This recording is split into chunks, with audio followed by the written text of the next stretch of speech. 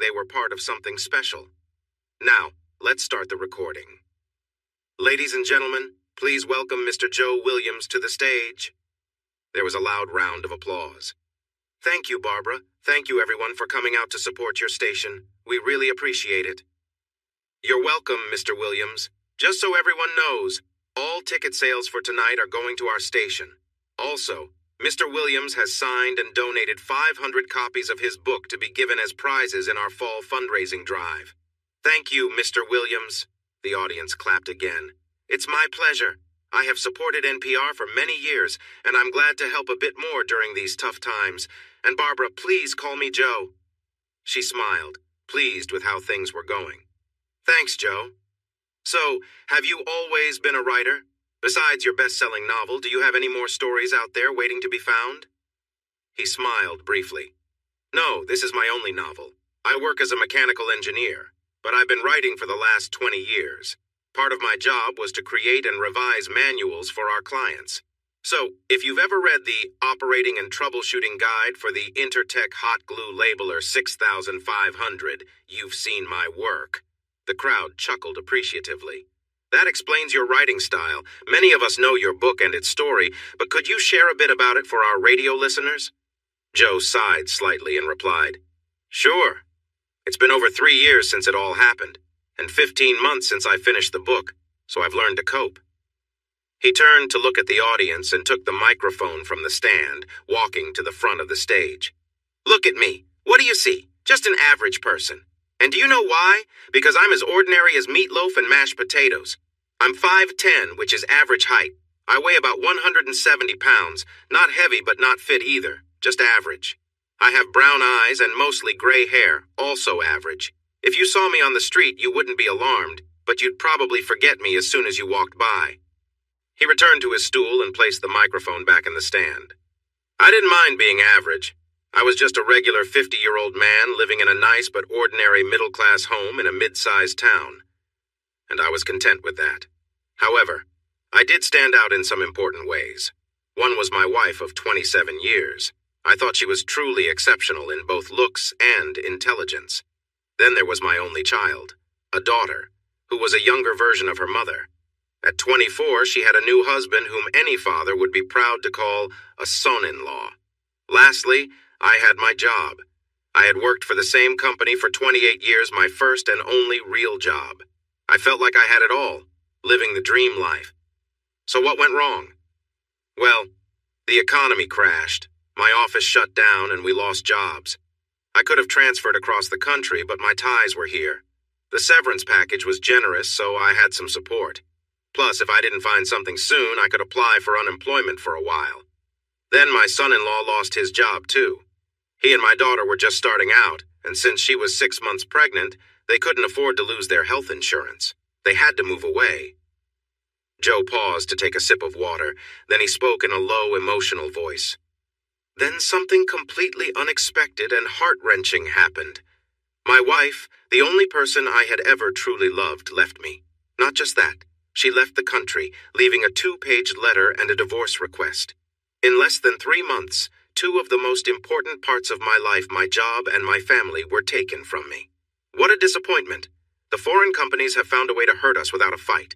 They produce poor quality products and frustrate us. I had just thrown away a manual for some equipment our customer had bought for a new production line. It was written in a difficult language, not exactly Chinese, but the translation was nearly useless. We struggled through the manual and found confusing instructions, missing parts, and errors. I worked for Motion Inc., an engineering company that designed, installed, and upgraded production lines. The founder chose the name because, as any engineer knows, everything is about movement and flow. If there's a delay or a problem, you start losing money fast. Companies dislike that, so they hire us, and we have built a strong reputation. It was the early 1980s, and factories were starting to move to China. It wasn't just the loss of our jobs. The products we received back were often poorly made. They did improve over time, but that didn't help me then. I had been at the company for a little over 3 years. I was a good employee, received positive reviews, and was generally well-liked. Not one to show much emotion, my outburst surprised my boss, who happened to be walking by my office. He came in and sat down. What's going on, Joe? It's this frustrating manual. I think whoever wrote it was completely out of touch. I'm sorry for the outburst, but this thing is just not working. He shook his head. You don't need to tell me. You should hear what the others are saying. He was stroking his chin, which meant he was thinking deeply. Joe, one reason I have you do so much desk work is that you are much better at it than the others. Your reports are always clear and to the point. You don't push an agenda or try to make your role seem bigger than it is. You just present the facts. Let's have Ed handle the field work on this. I want you to rewrite this manual. I know you've already done half of it. Take 3 weeks and see what you can create. With that short conversation, my career took a new direction, and I became a technical writer for the next 24 years. For the next 3 weeks, I worked 50 to 60 hours a week on the manual. I had already done much of the work before our talk. I simplified it, cut out unnecessary parts, and added details where needed. It wasn't thrilling reading when I finished, but it was clear. I had 5 copies printed and left them on my boss's desk just before the weekend. Bill, my boss, came into my office the following Wednesday. Great job, Joe. Ed said thanks. We want you out there on Monday for the test run. It should only take a couple of days. That's good. I can spot any issues and make changes if necessary. The test run went well. We encountered some minor issues, but nothing major.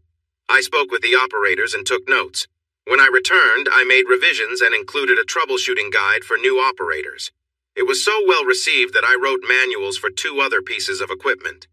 Ed and I spent another 3 days at the facility about 4 weeks later, ensuring small issues didn't turn into big problems. On my last day there, corporate officials were visiting to observe the operations. I was in a small conference room discussing some tweaks I thought would improve the system when something unexpected happened. The chief engineer for our client asked me if I was happy with my job. Yes, I am.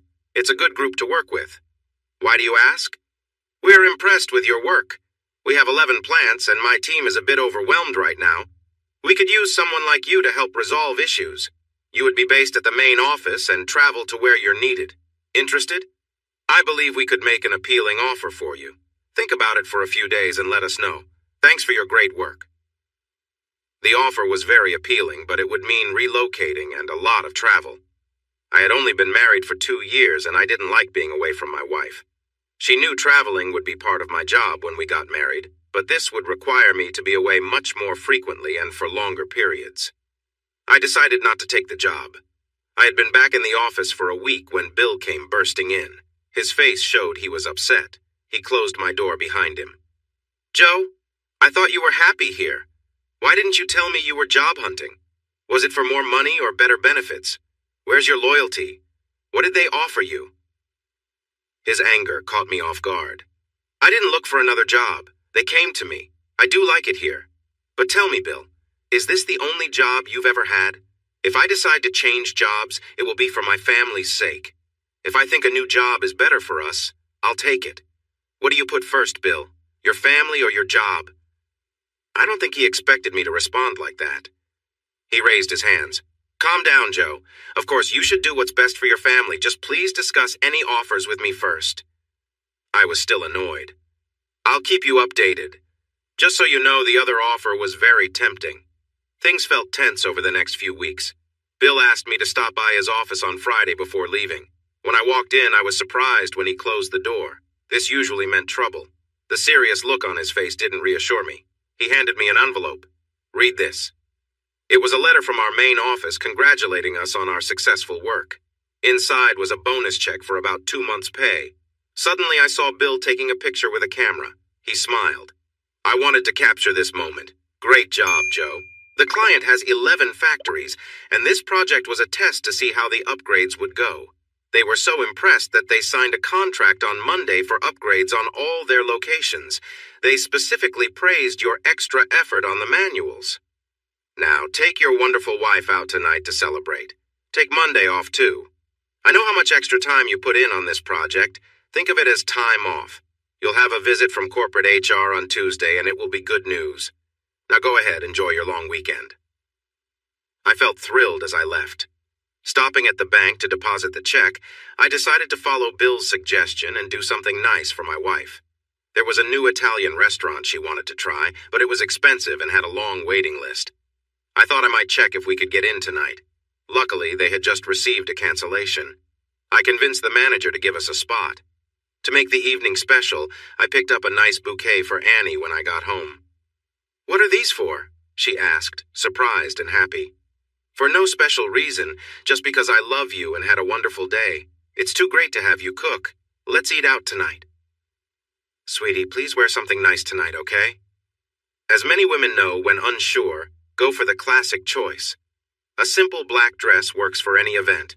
She chose one of my favorites, fitting her nicely and ending just above her knees.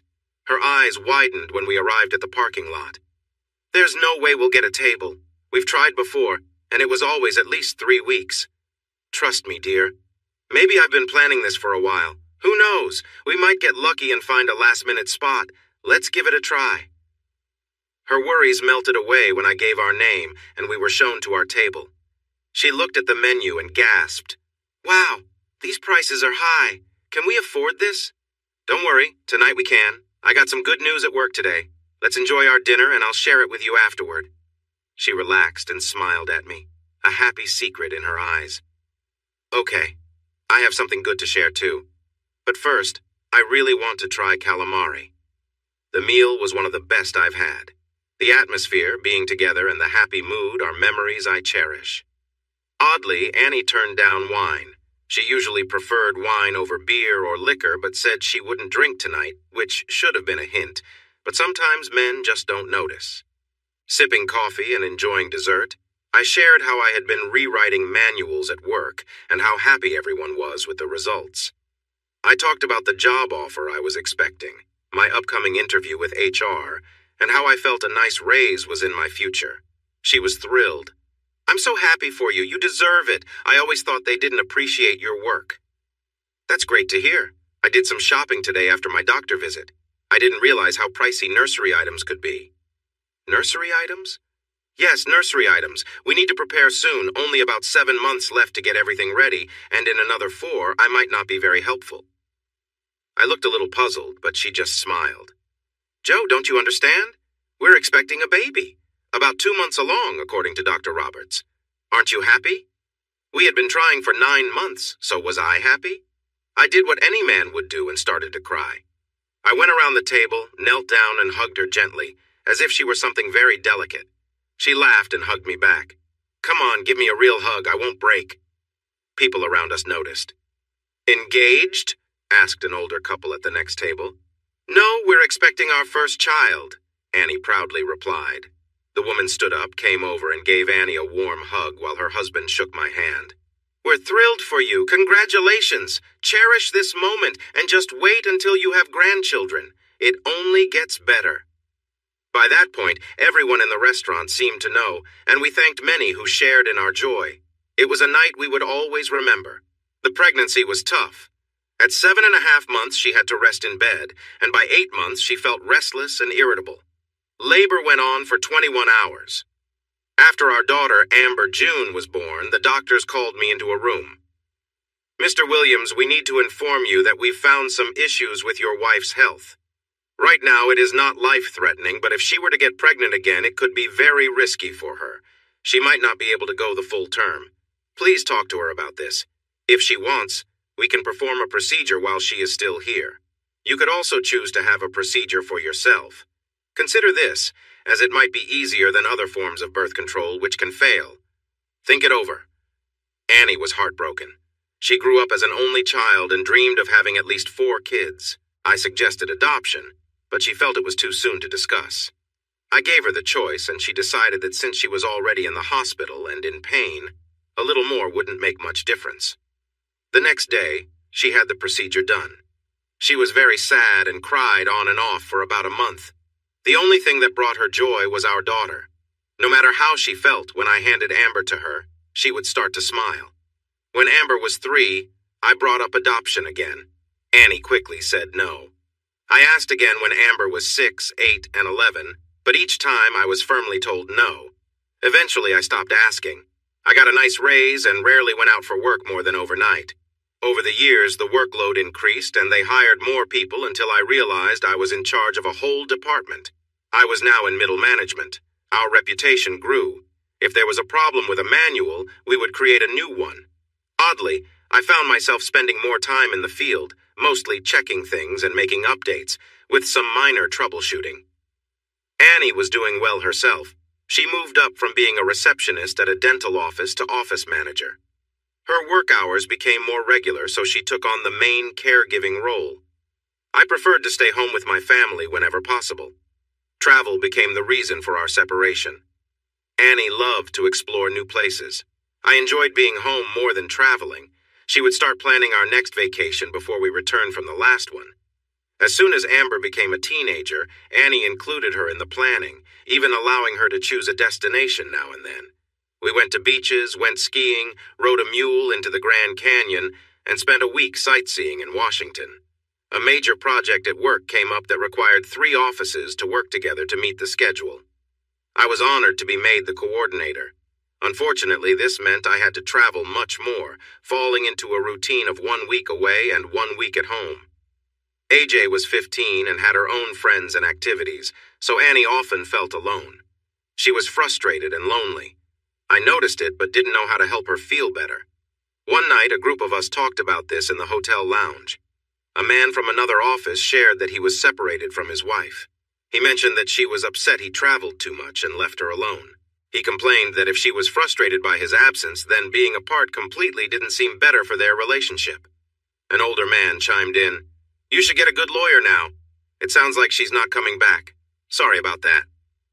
Another guy asked, "You travel just like the rest of us. Didn't you just celebrate your 30th anniversary? What's your secret to staying married?" Actually, it's the 35th. The trick is to make sure she doesn't get bored. We have 5 kids, and I always have to count how many grandchildren I have when I brag about them. I'm lucky because when she gets bored, she can spend time with one of our kids. Plus, she has her quilting club, book club, and dance classes. She keeps busy and happy. It helps to treat her like the special person she is when you're home.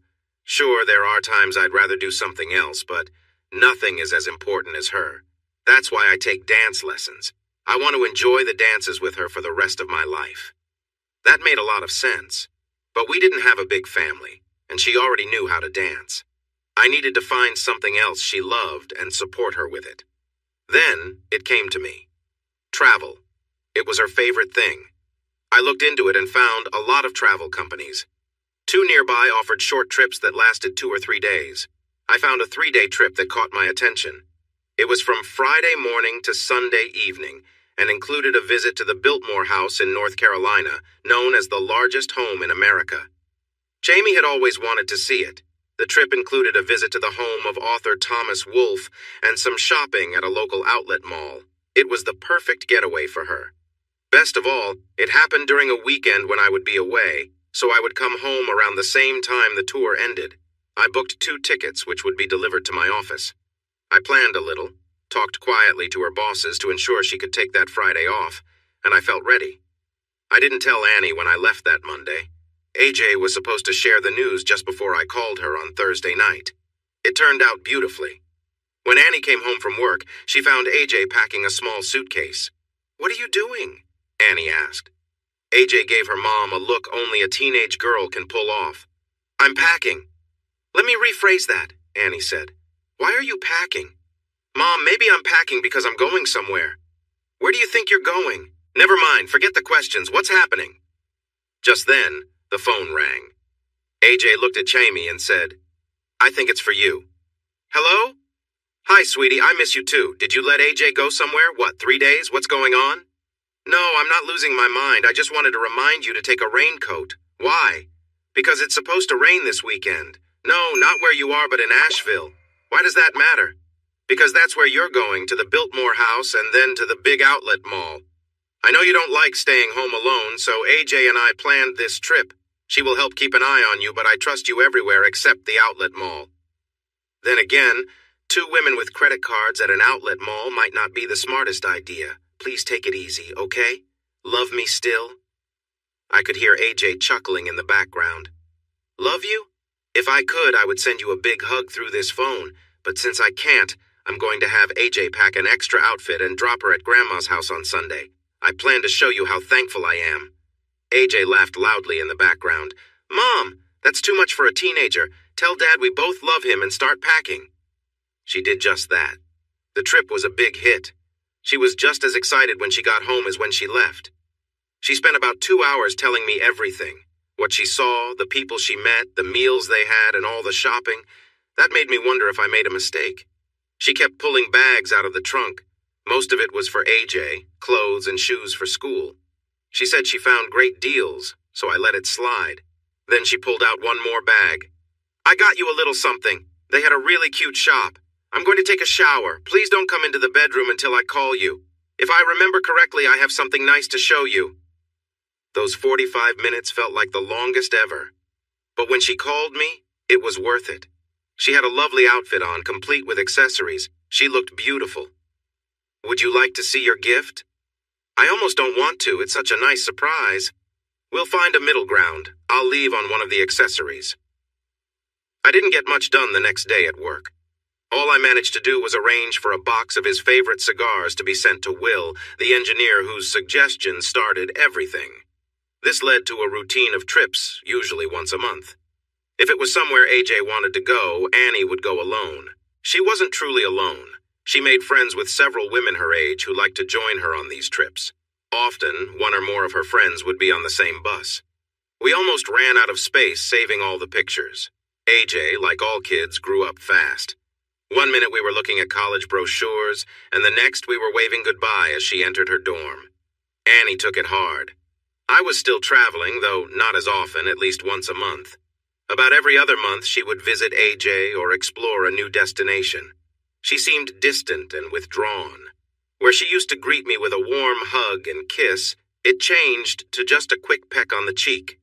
Our moments of closeness became less frequent, and our intimacy almost vanished. It got to the point where I felt we needed to talk about it. She confessed that she missed having AJ around, especially when I was away. She felt lonely, bored, and useless. I was shocked. As much as I loved our child, I was looking forward to spending time alone with Annie. I had hoped that the passion from our younger days would come back. "Honey, I love you more than anything. You're seeing things the wrong way. This isn't the end. It's a new start. Think about all the things you've wanted to do but couldn't while taking care of AJ. Now you can. You've always liked art. Doesn't the local college have classes? You've also shown interest in pottery. Why not try it? Don't dwell on what's past. Focus on moving forward. You have so much life ahead of you, ahead of us, to just sit still. Take a step forward, honey, before the past holds you back." I became more passionate as I spoke, nearly raising my voice at the end. She looked surprised, but then smiled. "Thanks, honey. That push was just what I needed. I love you." Then she smiled knowingly. "You know, there are some things I've always wanted to try, but I need to get ready first. But right now, I'm feeling a spark." "Interested?" It was a question I couldn't believe. I didn't realize it then, but it marked the start of a change. For about a year, things were wonderful, but then she slowly began distancing herself from me. She started taking art classes first at school, then privately because she said she preferred one-on-one instruction. She also began traveling more. Money was never a concern for us. After learning AJ would be our only child, we decided to keep our 2-bedroom house instead of upgrading.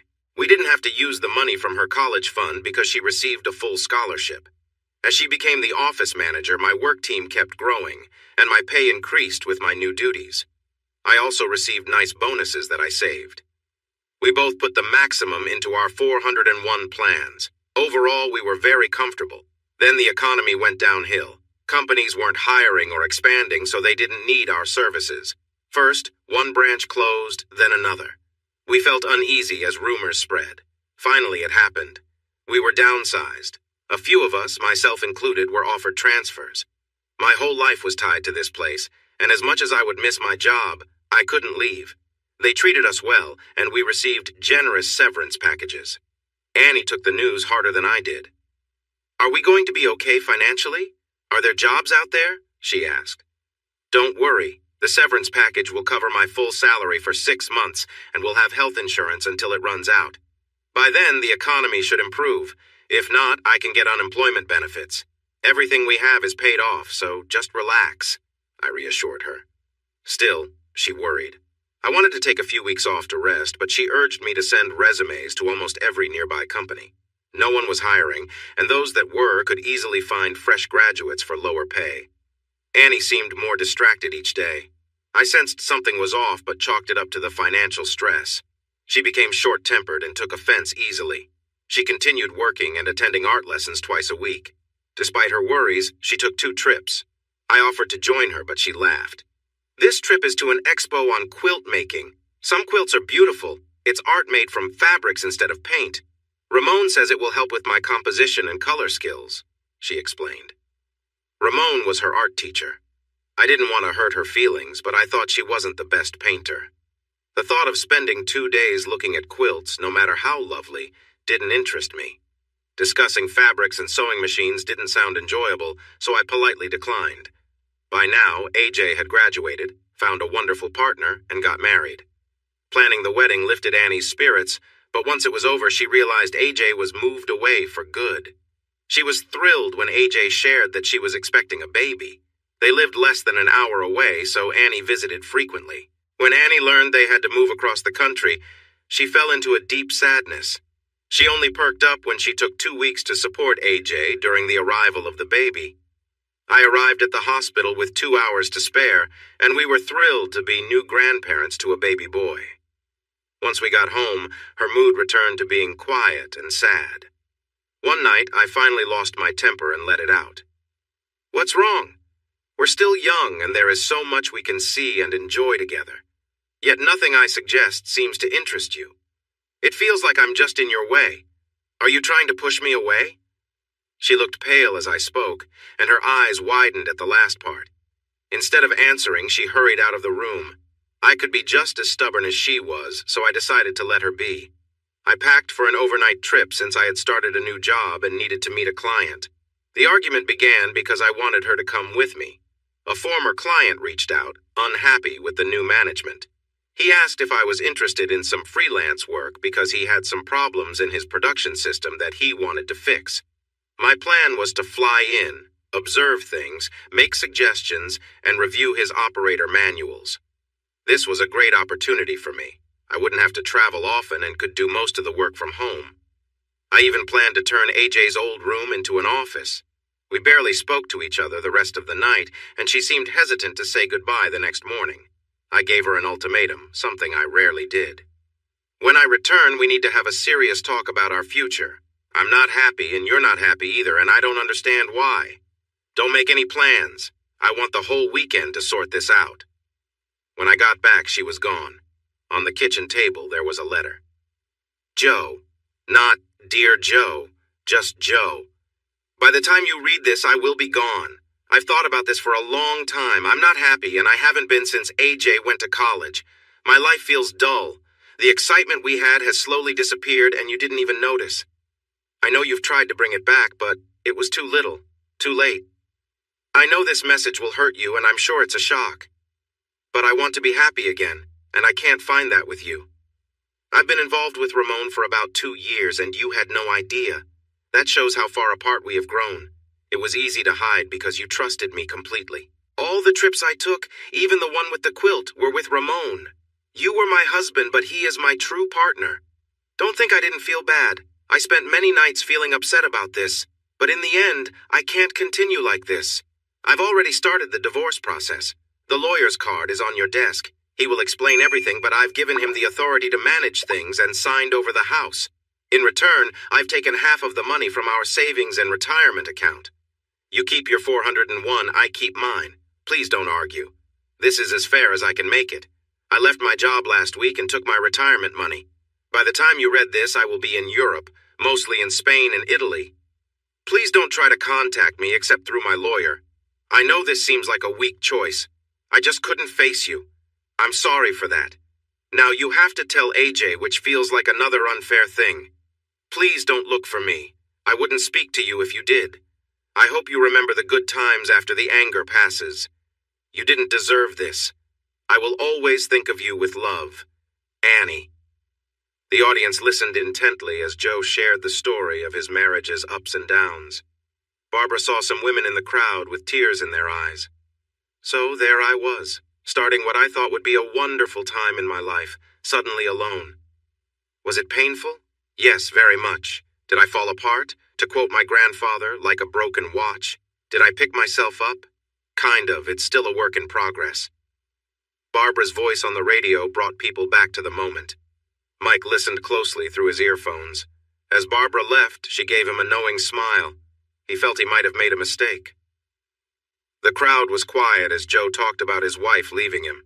After a moment, Joe continued, "I was completely heartbroken. I really was a clueless husband. I thought that if you loved someone deeply, you couldn't betray them. I was wrong." I sat at the kitchen table reading the note again. It was short, almost cold in how little it said. No long explanations, very little apology, just, "I've moved on. Sorry, it's nobody's fault." I didn't understand it at all. I couldn't sleep that night. I just stared at the note. I didn't drink, didn't break anything, didn't shout. I just felt empty. The anger came later. I finally went to bed and slept a little. I woke up with a headache and called for Annie, asking where the medicine was. I saw the note again and felt the pain all over. In the next few days, I felt like a zombie. I went to her old office.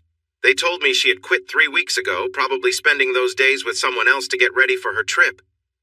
She took very little with her.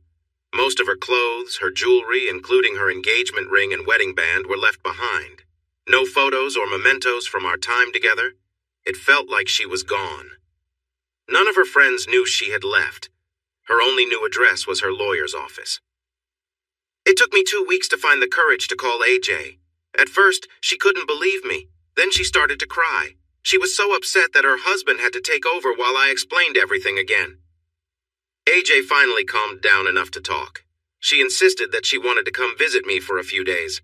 I talked her out of it because it would have messed up their vacation plans, and traveling with a baby across the country would be too hard. After that, she called me every day for 3 weeks just to check on me. She wanted me to send her the full goodbye letter by email. I didn't want to at first, but I eventually did. Her reaction surprised me. What happened to my mother? Who is this person who isn't caring anymore? When Bunny, her nickname for her daughter, asks if she has a grandmother, I will tell her that she passed away. I never want to speak to her again. I was taken aback by her anger. AJ, I know you're upset, but deep down, even if she seems distant, I believe she still loves you. There is a chance she might reach out someday. Please be open to that. She is your mother and the grandmother of your child. It's important not to judge her too harshly for what happened between us. A part of me felt relieved she still believed that, but I hoped she would at least talk to her mother if she got the chance. I went through all the feelings of loss, anger, denial, and sadness. I took some satisfaction in making things difficult for her lawyer. The longer I stretched it out, the more it would cost her. At first, I didn't want to talk to him and ignored anyone who knocked on the door. The process server traveled a lot just to find me before I stopped playing games. I even threw the papers in the trash in front of him. I told the lawyer I would only speak with him if I had my own lawyer, but I didn't hire anyone for about a month. Then, I scheduled a meeting but skipped it, alongside the next one. I asked for many records, both financial and other kinds. After 6 months, she sent me a handwritten note asking me to let it end. I told her lawyer that if she asked me in person, I might consider it. My own lawyer asked me if I was tired of spending money on this. Even he thought it was getting old. He was right. I was just going in circles. I did manage to have her cover some costs along the way. Most of my anger and pain faded to a dull feeling. It was still there, sharp at times when something triggered it, but mostly I was learning to move on. Fortunately, I was working again, which helped keep my mind off the pain. I had taken on a few jobs, getting work through recommendations. Then one day, my old boss called me. "Joe, what are you doing? We've lost 2 small customers to you, and in this economy, we can't afford that." "Well, Bill, they came to me. I didn't go after them. It's just minor work, but it keeps me busy. The job market here isn't great, as you know." Bill had accepted a transfer, though I knew he had been looking for a while before he moved. "Well, Joe, I'm offering you a deal. Come back to work for us," he said. "We'll take you back at your old pay and seniority, and you can keep your health insurance. We'll send you assignments, mostly similar to what you're doing now. You'll need to travel a bit, but not every week. I don't know why we didn't think of this sooner. It's a good situation for everyone. I didn't agree right away. I still had about 3 weeks of work left on my current contract. But I told him I was very interested, as long as I could work at my own pace. He chuckled. That's the great thing about the internet. You can work at 3 in the morning if you want. Just meet the deadlines we set and it won't be a problem. When I finished my contract, I officially rejoined Motion Inc. 9 months passed. I wasn't back to where I used to be, and I wasn't sure I ever would be, but I could manage. I didn't even feel sorry for myself when the divorce was final. I still had my friends, and most were shocked by the news. Some, mainly the wives, thought there was something deeper behind it, probably something I did. It didn't bother me what they thought. One change was that after the divorce, I was often invited to parties or meals and found myself chatting with single women my age. I was polite and friendly, but I wasn't interested. I had spent my whole life loving one woman. I didn't know how to connect with anyone else. They quickly caught on. I looked at the calendar. It had been 1 year since she left. I had been doing okay, but I didn't want to be alone tonight. Harry's Bar and Grill was a popular spot. Everyone knew each other, and it was usually a pleasant place. Harry made sure nothing got out of hand. We had known each other for years and occasionally socialized as couples. His wife had some mobility challenges and used canes to walk. But her mind was sharp, and she could be very witty when she wanted. Harry cared for her deeply, and she often held court at a corner table while Harry managed the bar. They understood what I was going through, but after a while she told me straight up it was time to move on. She left you. It was cold, and she was wrong for doing that. But she did. Move on, she has. It was good advice, but I wasn't ready to hear it back then. Their bar was just 8 blocks from my house, and when I craved company or a good cheeseburger, I would walk over. I usually had tea or a beer. If I had too many, someone would give me a ride home, or I would call a cab. Tonight would probably be one of those nights. I ordered a cheeseburger and coffee, exchanged friendly greetings, caught up on local news, and shared congratulations for graduations, births, and marriages. Feeling sad about sickness, loss, and breakups. Just a regular Thursday night in a quiet neighborhood. I don't usually drink, but I had started to like Bock beer, especially one from a Texas brewer called Shiner. Harry gave me one for free, probably sensing I needed a pick-me-up. I had just begun my 3rd beer when a pretty woman came in and sat next to me. She greeted Harry and his wife by name. She was around my age, maybe younger. She looked over at me and nodded, so I raised my beer in response. Harry introduced us. Joe, this is Annie. She's married to my cousin. By the way, where is Chad? She sighed and said, He's at that training seminar they make him attend every year. He's been gone for 4 days. I was okay for the first 2 days, then bored, and now I miss him. I didn't want to be by myself tonight, so I came here. She noticed my reaction to her name and asked, Do I know you? I smiled, trying to be friendly. No, it's just that my wife was named Annie. She asked, I'm sorry. Did she pass away? Not exactly. She went to Europe with her new partner. Annie winced. That sounds rough. I'm sorry to hear that. Thanks. I'm getting through it. In fact, today marks a year since she left. I didn't want to sit and sulk alone, so I came here. Harry might not be the most attractive, but it's better than staring at the walls. Annie smiled as Harry chimed in. Hey, I heard that. We chatted, and she was easy to talk to. Jane, Harry's wife, joined in with her comments now and then. It was the most fun I'd had in a long time. I had moments of sadness, but Annie and Jane would cheer me up with their laughter. Annie laughed at something I said about how clueless men can be with women, and then she said something that changed my perspective. You're right, men don't always understand. You'd think one of you would be clever enough to write a guide on how to understand us. Jane added, yeah, like simple things, like don't say the wrong things and pay attention. Why is that so hard for you guys? I stared at them, surprised by the idea. It was so simple, yet brilliant. It hit me I had spent my life taking complicated concepts and making them easy to understand. What if I wrote a handbook for understanding women? How difficult could it be? They looked at me, curious about what I was thinking. I said, you're both right. What you don't know is that I've spent over 20 years writing manuals for different types of machines, often making them easier to understand. How about helping me write that guide? I bet no man truly understands this language. Could I get some help with translation? They looked at me like I was a bit strange and started speaking in a language I didn't understand.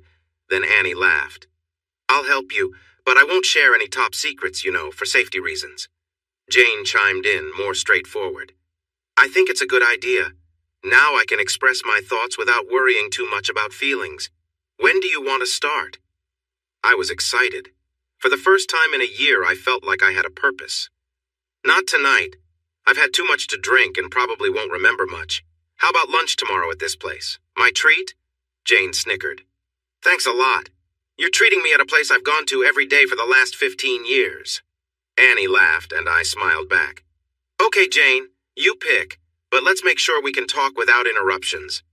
Perfect. I've been wanting to try that Japanese restaurant on 3rd Street. Is that okay? Anywhere is fine, as long as we can hear each other. How about you, Annie? Any place you want to go? Can't I just go with Jane? I thought for a moment. No. I'd prefer to do this just with one of you. It'll help me focus better. All right, I guess. Let's make a dinner here instead. It's close, and honestly, I don't want to explain anything to my husband if someone sees us. He wouldn't believe me anyway.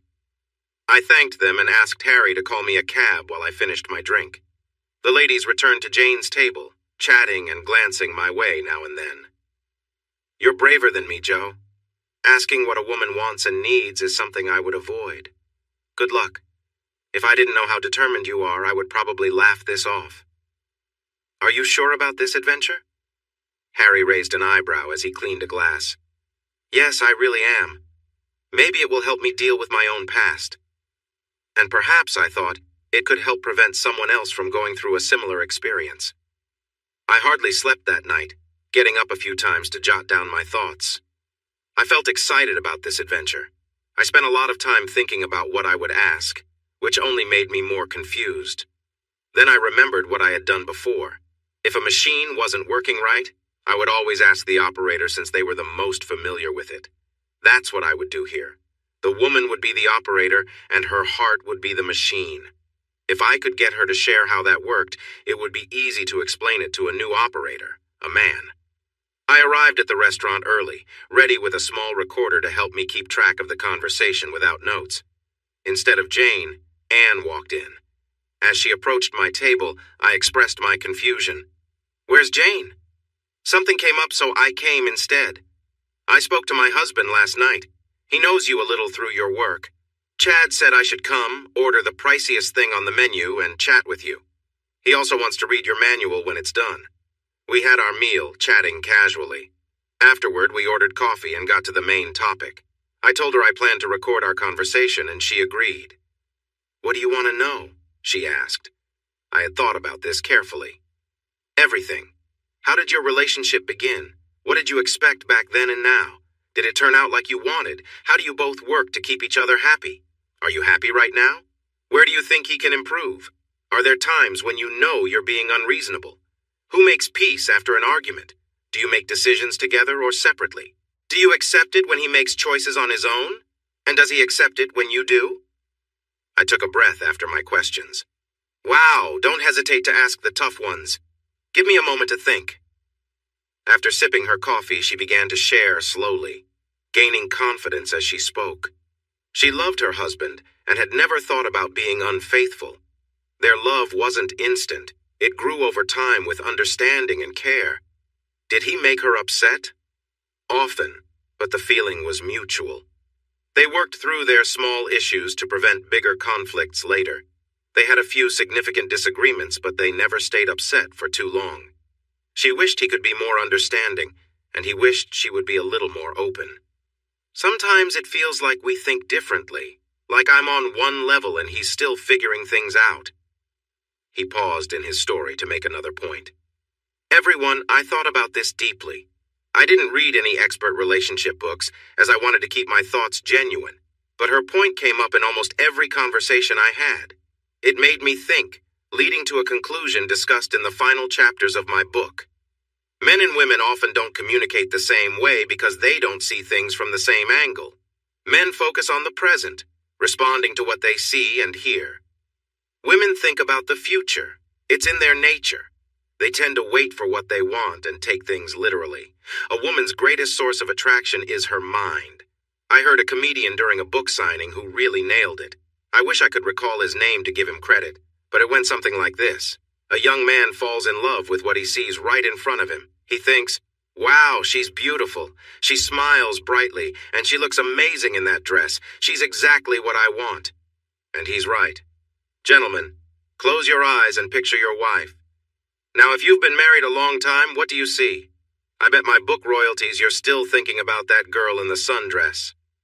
A few of the men laughed. You know, women, especially young ones, look at a man and think, he seems kind, he would be a great dad.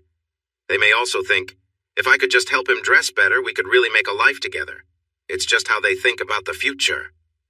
Now, ladies, close your eyes and think of your husband. Do you see that young, scruffy guy, or do you see the man he has become? The mature, successful, loving father? I thought so. The women chuckled in agreement this time. There you have it. Men and women often don't understand each other because they process things differently. Let me give you a better example. I often listen to public radio. One time I heard a discussion on Science Friday about how men and women navigate directions differently.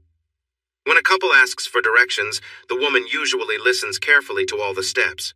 She'll remember, go to the white church and turn right, go 2 stoplights, then turn left, and the first building is on the right.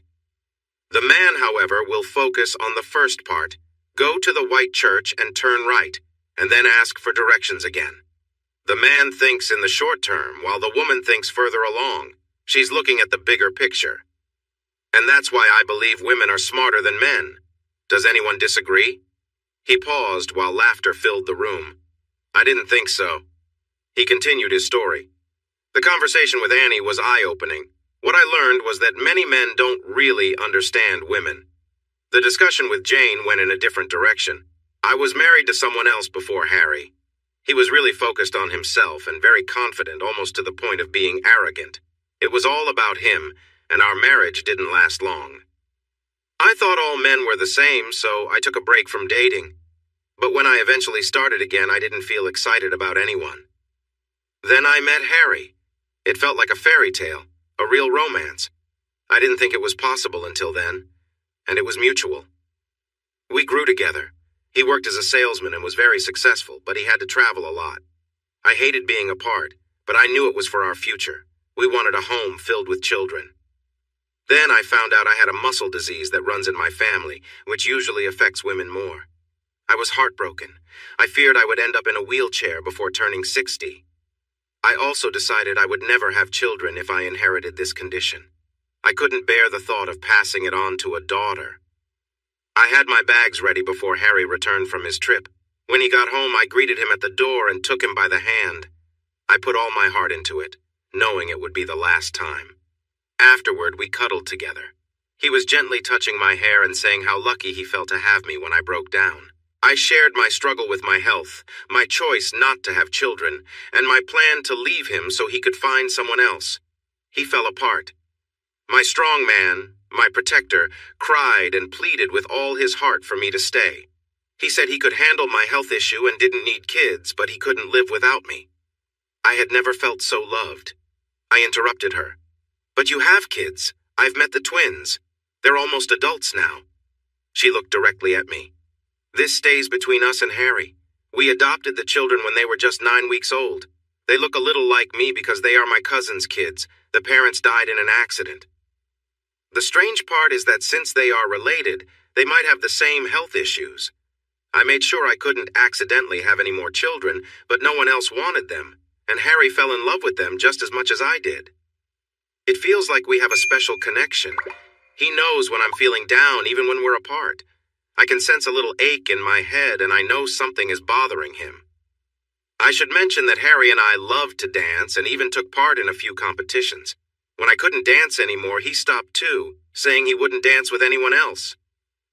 My sister was getting married, so Harry started working out about 4 months before the wedding because he said he wanted to get in shape. At the wedding, he suddenly lifted me and carried me to the dance floor. For 6 minutes, he held me up as we moved together. That's why he was working out to gain the strength to do that. How do you measure love like that? I may not be the best person to talk about it, Joe. I think what we have is pretty rare. I agreed with her. She was right. So far, I had only talked to 2 women in happy, lasting relationships. I needed to gather more information. I thought about this a lot over the next few days. Did I really want to take this on? How many women should I talk to? How much time was I willing to spend? Would it be worth it in the end? In the end, I decided to go ahead mostly for my own satisfaction. I thought it would only stay on my computer. I wasn't really sure I had the confidence to share it. Now it was time to get started. I listened again to my recordings of Annie and Jane. They were both under 2 hours long. How many interviews should I do? 100 felt too few, but 1,000 seemed too many. I settled on a middle ground, 500. 500 at about 2 hours each would take roughly 6 months of work at 40 hours a week. I could not spend 40 hours a week on this, so I had no idea how long it might take. At the start, I made a few rules. I didn't expect to see the same people again after our chats unless we happened to meet again by chance. I didn't want to prepare them first. I wanted to surprise them so they wouldn't have time to think about their answers. I hoped this would help me get more honest replies. That's why I wanted to talk to people I didn't know, with no plans for a relationship, and the belief that I would not meet them again. They might be more open that way. I discussed this with Anne and Jane. They agreed that talking to strangers was a good idea. I didn't need their names, but there were some details I wanted, so I made a small list. Age, relationship status. I knew that not all the women I would meet were currently in relationships, but many had been in one at some point. Race. I wanted to speak to a variety of people. Level of education, I was curious if educated people made similar choices as those who were not. Cultural background. Did the traditions they grew up with influence their relationships? Are you happy in your relationship? Is it what you wanted? Anne and Jane liked most of my list and agreed to help me with my first interviews. After about 3 interviews, I noticed I needed to change my approach. Word had spread and the women had time to think and give answers they thought I wanted to hear. I only wanted the truth, but I got a cleaned-up version instead. Still, I learned something from each woman I spoke with. I had to get creative. I visited coffee shops, different bars, colleges, and churches. I even went to 2 retirement homes. I talked to women at places I visited for work while I was still working around 30 hours a week.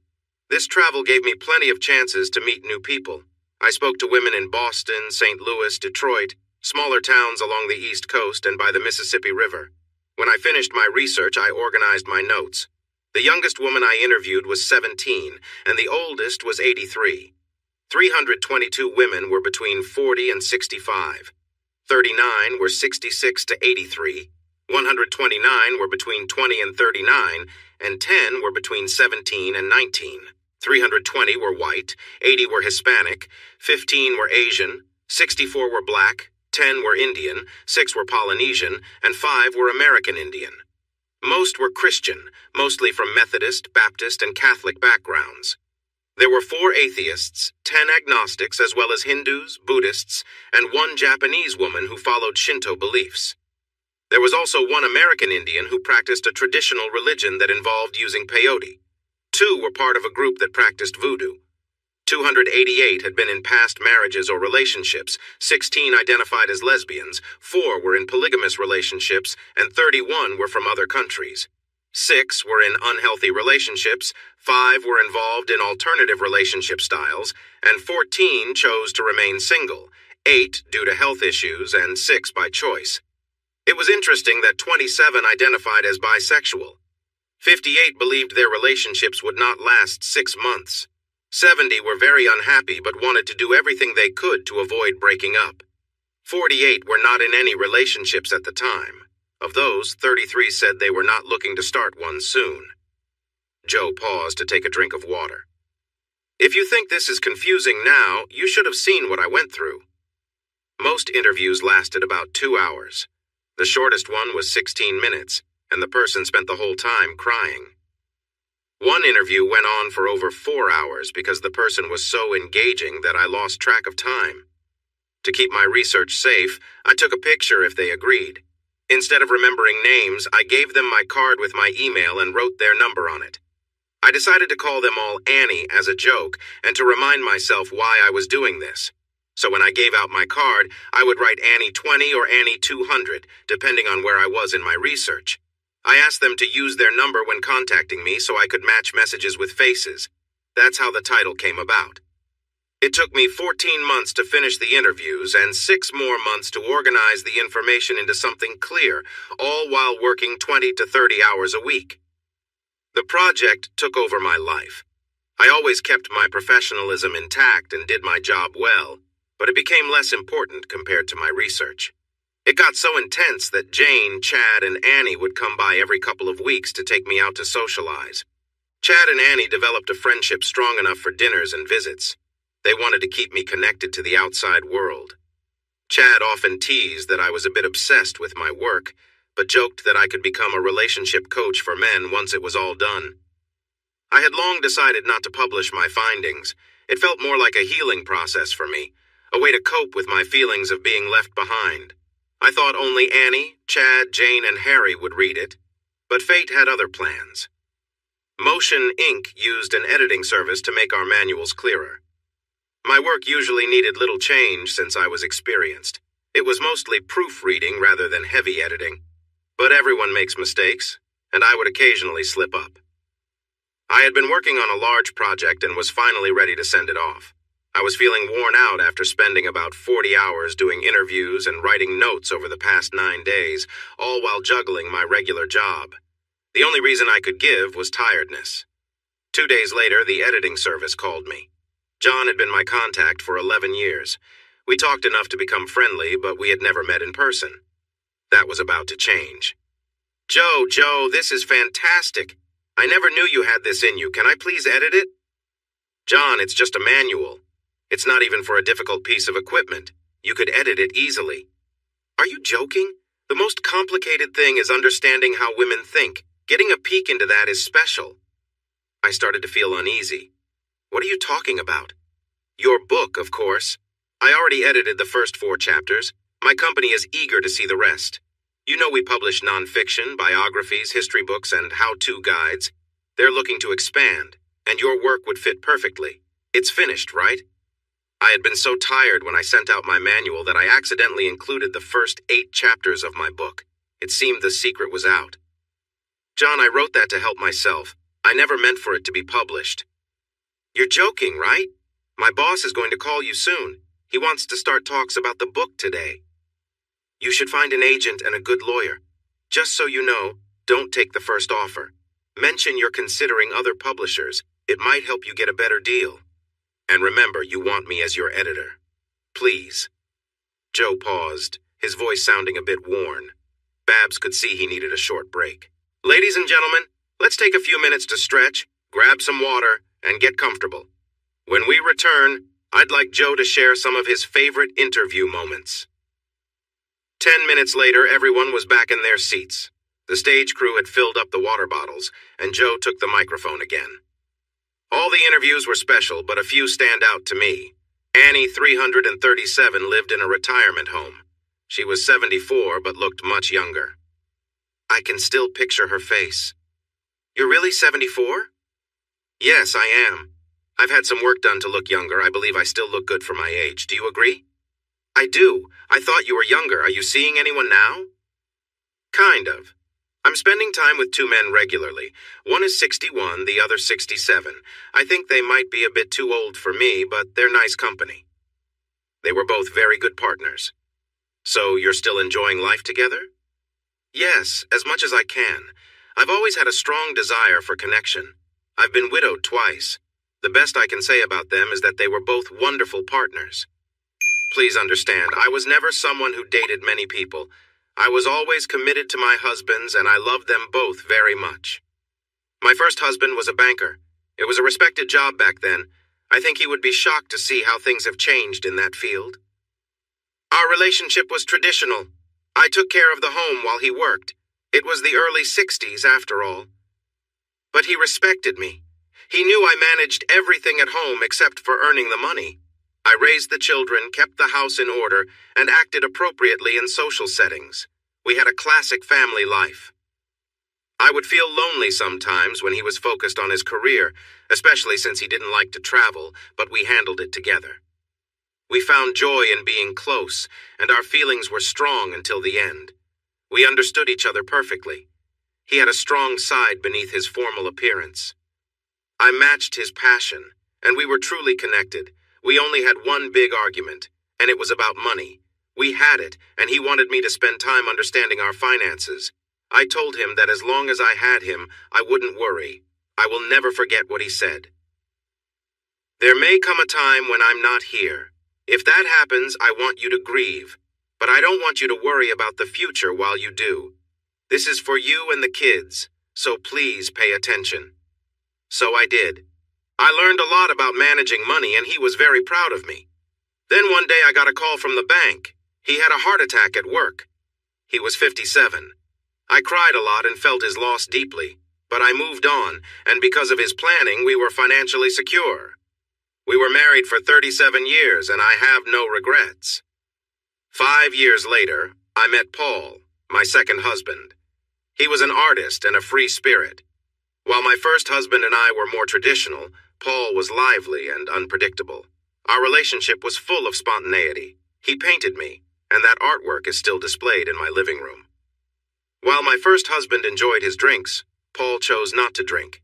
He wanted to have a clear mind. He wasn't poor, but he wasn't as financially stable as I was. Money was not a priority for him as long as he had enough to live. He wanted a prenuptial agreement to show that he was not interested in my money. I said no. We were happy together for 7 years. My kids eventually liked him, and the grandchildren adored him. The kids loved to come over and play dress-up, often painting their faces like animals from the zoo. 6 years ago, he lost his life because a distracted driver ran a stop sign and crashed into his motorcycle. When I think about it, the only thing those people had in common was their love for me. They never stopped reaching out, even when I chose not to listen. I don't think I'll ever marry again. It would take someone much younger to truly understand me, and that wouldn't be fair to him. I'm happy with the 2 people in my life right now. Overall, I've had a good life. As a side note, the older women I spoke to had been with their partners for over 40 years. I believe it was due to the way things were back then. Out of the 39 women I spoke to in that age range, from 66 to 83, 27, said they should have left their husbands. Annie was a beautiful black woman in her late 20s. This was one of the toughest interviews I ever conducted. Her husband was controlling, very jealous, and used drugs. She seemed trapped in a nightmare. The marks on her skin were visible even through her dark complexion. He had hurt her badly before, even forcing her out of their home in the cold. When she stood up for herself, he broke her arm. She tried to protect herself by getting a restraining order and filing charges, but didn't go to court. I asked her why she didn't leave. Because I love him and he loves me. And yet he hurts you. He doesn't mean it. I just know how to push his buttons. I felt a surge of frustration. Buttons. I once cared deeply for someone for nearly 30 years. She betrayed me and walked away without a word. I was angry, but I never thought about hurting her. I took a moment to collect myself. I'm sorry for snapping at you. It's just that if you stay with him, it's likely to get worse. He may feel love for you in a twisted way, but I have to ask, is your love enough to ignore the pain and shame? If you have kids, will he hurt them too? Is this the life you want? She hesitated, but then looked back at me with determination. It will change for the better. One day he will understand how much he has hurt me, and he'll change. I believe that. I knew she was trying to convince herself of something she didn't truly believe. There were many ups and downs during these interviews. I felt moments of intense joy and deep sadness. Sometimes I thought I was making progress in my search for understanding, but often I felt that no man could fully grasp what a woman experiences. Annie was the next to last person I spoke to, and she gave me hope for humanity. I was in a medium-sized town in Maryland for work. I was feeling optimistic about my progress, thinking this interview would be quick. I had checked out of my motel and was on my way out of town. It was lunchtime, and I passed a small restaurant that served crab cakes, a local favorite. A girl was standing by the road holding a sign. "Help me, I need a job."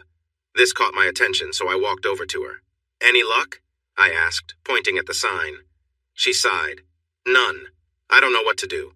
I've been to the job office, tried temp agencies, and applied to every place around here. Nobody wants to hire an 18-year-old with no experience." She gave a bright smile. "You're not hiring, are you, mister?" I felt sorry for her. "No, but I can buy you lunch if you agree to chat with me." She seemed a bit cautious. "I don't know, mister. You're not trying to take advantage of me, are you?" I smiled to put her at ease. "No, not at all. I'm actually a writer. I'm working on a book about relationships. Too bad you're not married." Her eyes lit up. "I am married for almost a year now." "Where's your ring?" She turned a bit red. "I don't have one. We couldn't afford it, but he plans to get me one soon." "Well, there you go. You're married, so you're a perfect candidate for our chat. I'm going inside now. Feel free to join me." I found a table by the window. She was still outside, holding the sign with a look of worry on her face. I called the waitress over. "Do you know that girl?" She looked outside. "Yeah, that's Wendy. Poor thing, things haven't gone well for her. Lucy lets her bus table sometimes for a meal and a little money. She eats part of it and takes the rest back to the shelter for her husband." "Shelter?" "Yeah, they live in shelters. They're both foster kids and have had a rough life. I just wish things would get better for them." I handed her a $20 bill. "Could you please take her the biggest drink you have and tell her her meal is covered?" I took out another 20. "Please take this for your trouble." She looked at the money. "I can't take this for something I would probably do anyway." She tried to give it back, but I insisted. "Keep half and give her another meal when she needs it. You're a generous man. I'm sure she'll appreciate it." A few minutes later, she came back with a large drink for Wendy, who followed her in. Wendy walked straight to me and slipped into the booth. "Are you really a writer?" I nodded. "Have I read anything you've written?" "No, I doubt it. I'm a technical writer. I've been doing that for over 20 years. This is just a project I wanted to pursue." "How many women have you talked to so far?" 498? "No way. Really? How many more do you plan to talk to?" "You and one more. I'm aiming for 500. She relaxed and leaned back. "Okay, but I want a large crab cake plate with extra onion rings." "Deal." I shook hands with her and placed her order. Her story was really sad. Abandoned as a young child, she didn't know where her parents were or if they were still alive. She moved between foster homes and orphanages. Her basic needs were met and she was mostly treated kindly, but there was no love. She met her husband in a support group for troubled kids. She was 14 and he was 15. Her eyes sparkled as she remembered. We looked at each other and I just knew. This is who I wanted to be with. During the break, we shared a soda. We were both so shy, no one had taught us about love. But when we sat down, I chose to sit next to him, and I've been by his side ever since. He lived in a group home, while she had a foster family just 2 blocks away. He was in the home because he struggled with going to school, and his foster parents were worried about him, even though he hadn't done anything wrong. She told him that she had started attending the same school and didn't know anyone there. The next day, he was waiting on the sidewalk to walk her to school. He did this every day until he graduated. She felt so proud of him when he received his diploma. He was one of the student speakers, recognized for his progress. In his speech, he credited her for his success, saying the woman he loved made it possible.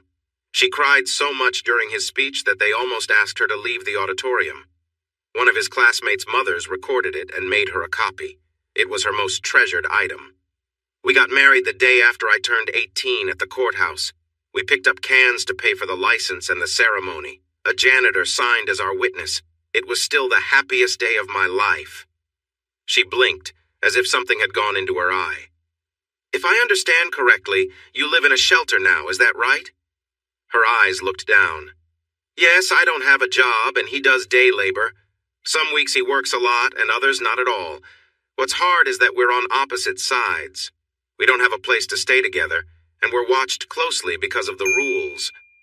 But at least you still get to say goodnight to him, I said, hoping to lighten the mood. If you aren't able to be together at night, how do you spend time together? I tried to ask gently. Oh, Sometimes we stay at a friend's apartment. I help clean it in exchange for time with my husband, and there's a park where we look at the stars while others watch out for, animals. I imagine the animals she mentioned were not the normal kinds. My heart went out to her. She showed me a small photo of her husband, a simple strip from a photo booth. He looked like an average guy, similar to me. Her face lit up when she talked about the children they hoped to have. 3, with no preference for boys or girls. She promised they would have a better life no matter what. Sometimes you meet strangers, and sometimes you meet friends. I could tell Wendy was going to be my friend. I called the company I recently left. Jerry, it's Joe. No, I didn't leave anything behind. A friend is in town and she and her husband really need a job. Yes, I can vouch for them. Hold on, I'll ask her. Wendy, how does $9.50 an hour sound? You would have thought I had made an amazing offer. She started crying and nodded yes. Jerry, she said that would work for her to start. What? Let me check. Wendy, does your husband know how to drive a forklift? Still crying, she nodded yes. Yes, he can. 11 an hour? That sounds good to start with. She'll come in to fill out the paperwork after lunch. Jerry, I really appreciate this. I owe you one, and I always pay my debts. Thanks again. She was so surprised she forgot to eat. I called the waitress over. I looked at her name tag. Sue, are you a good person? Can I trust you? She looked at me carefully. My husband thinks so, and yes, I'm trustworthy.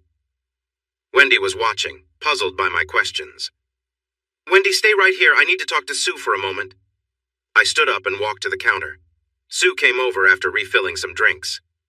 Sue, I think you're a good person. I need you to do something for me this afternoon. When do you get off? Do you need to go straight home? And I want you to do this for Wendy. Not for me. I get off right after lunch at 2. My husband won't be home until 6:30 and we're empty nesters. If I agree to help, is that enough time? Definitely, I assured her. Wendy has a job interview with Apex Consolidated. Do you know that place? She nodded. She'll get the job if she shows up. Look at her, she's neat and tidy, but her clothes are a bit worn, and one of her sneakers is torn. I want you to take her to Walmart, get her new clothes and shoes, and then take her to the interview. I'll pay for your gas and time. Will you help her? Why are you doing this? What do you get out of it? The good feeling that comes from helping someone, just because it's the right thing to do. I think she hasn't had much luck in her life, so let's give her a break. I don't know her. When I leave today, I'm going home and will probably never see her again. But I'll remember her for her hope and optimism in such tough times. It makes me believe that people can be good. So will you help? I think she had tears in her eyes when I finished. I took out all the cash I had, a little over $400, and gave it to Sue. Keep $100 for yourself and don't argue. Treat your husband, pay a bill, or save it for later. But I insist you keep it. Make sure she spends at least $200 on herself and the other $100 on her husband. Thank you in advance. I walked over to Wendy. Child, I hope you enjoy your meal. I must go now, but it was a real honor to meet you. I hope all your dreams come true. Please don't let me down with that job. I put in a good word for you, and I'll hear about it if things go wrong. I handed her my card with my number. Just as I reached my car, she grabbed me, hugged me tightly, and kissed my cheek. I rubbed my cheek absent-mindedly as I drove away. Allergies make everything harder. I could barely see the road. I finished my last interview and completed the book. John edited it wonderfully. The book was much better after his work. The publishing company used some clever tricks to attract new readers. They offered the first 3 chapters for free in their republishing section a month before the release date. If readers pre-ordered, they could get it 5 days early. Surprisingly, over 40,000 copies were pre-ordered. The publicists did a great job spreading the word. The rest is history. Babs jumped in at this point. She knew from earlier talks with Joe that he had a new woman in his life. She thought the audience would want to know he wasn't still sad about his late wife. So, Joe, your life must be very different now. Are you living like you did before? Have you gone all Hollywood on us and started dating famous people? His laughter was refreshing after his mostly serious talk. Yes, my life is different, but not in the way you might think. After the book came out, I went on promotional tours. There were book signings, talk shows, and personal events. I didn't date famous people. After my wife left, I wasn't eager to jump back into dating. I went out a few times and spent time with another author since we were both promoting our books. But it was just a friendship, nothing more. We're still good friends, and there are no hard feelings. I wasn't looking for love. Yet, as it often happens, when you aren't searching for something, it suddenly finds you. So, I take it you are in a relationship now? How did you meet? She already knew, and it was a great story. The audience would love it. I accidentally took her lunch. I was at the publisher's office to pick up my new schedule. If I had known how much work goes into promoting a book compared to writing it, I might not have started. In the last 8 months, I traveled to almost every major city in the northern part of the world. It was fun for a while, but I never enjoyed traveling much, so it became tiring quickly. But I was under contract, so I dealt with it. They provided me with a driver and a spacious Cadillac SUV. It was nice, but I thought it was too big for my liking. We were going out to lunch just to eat. Thankfully, it wasn't a meeting. I was walking past the employee lounge when a wonderful smell caught my attention. I surprised my driver by stepping inside. A woman was standing by the microwave. She had dark hair and a striking appearance that made me take notice. I later learned that she was 38 years old and stood 5'4" without her usual high heels. She had an energy about her that was hard to ignore. I was so taken aback by how she looked that I almost forgot why I came in. Thankfully, she was holding the plate that smelled so good. "What is that?" I asked, curious. "Meatloaf, Cuban style, mashed potatoes with garlic and green beans. It's my lunch," she replied. I think my offer surprised everyone in the room.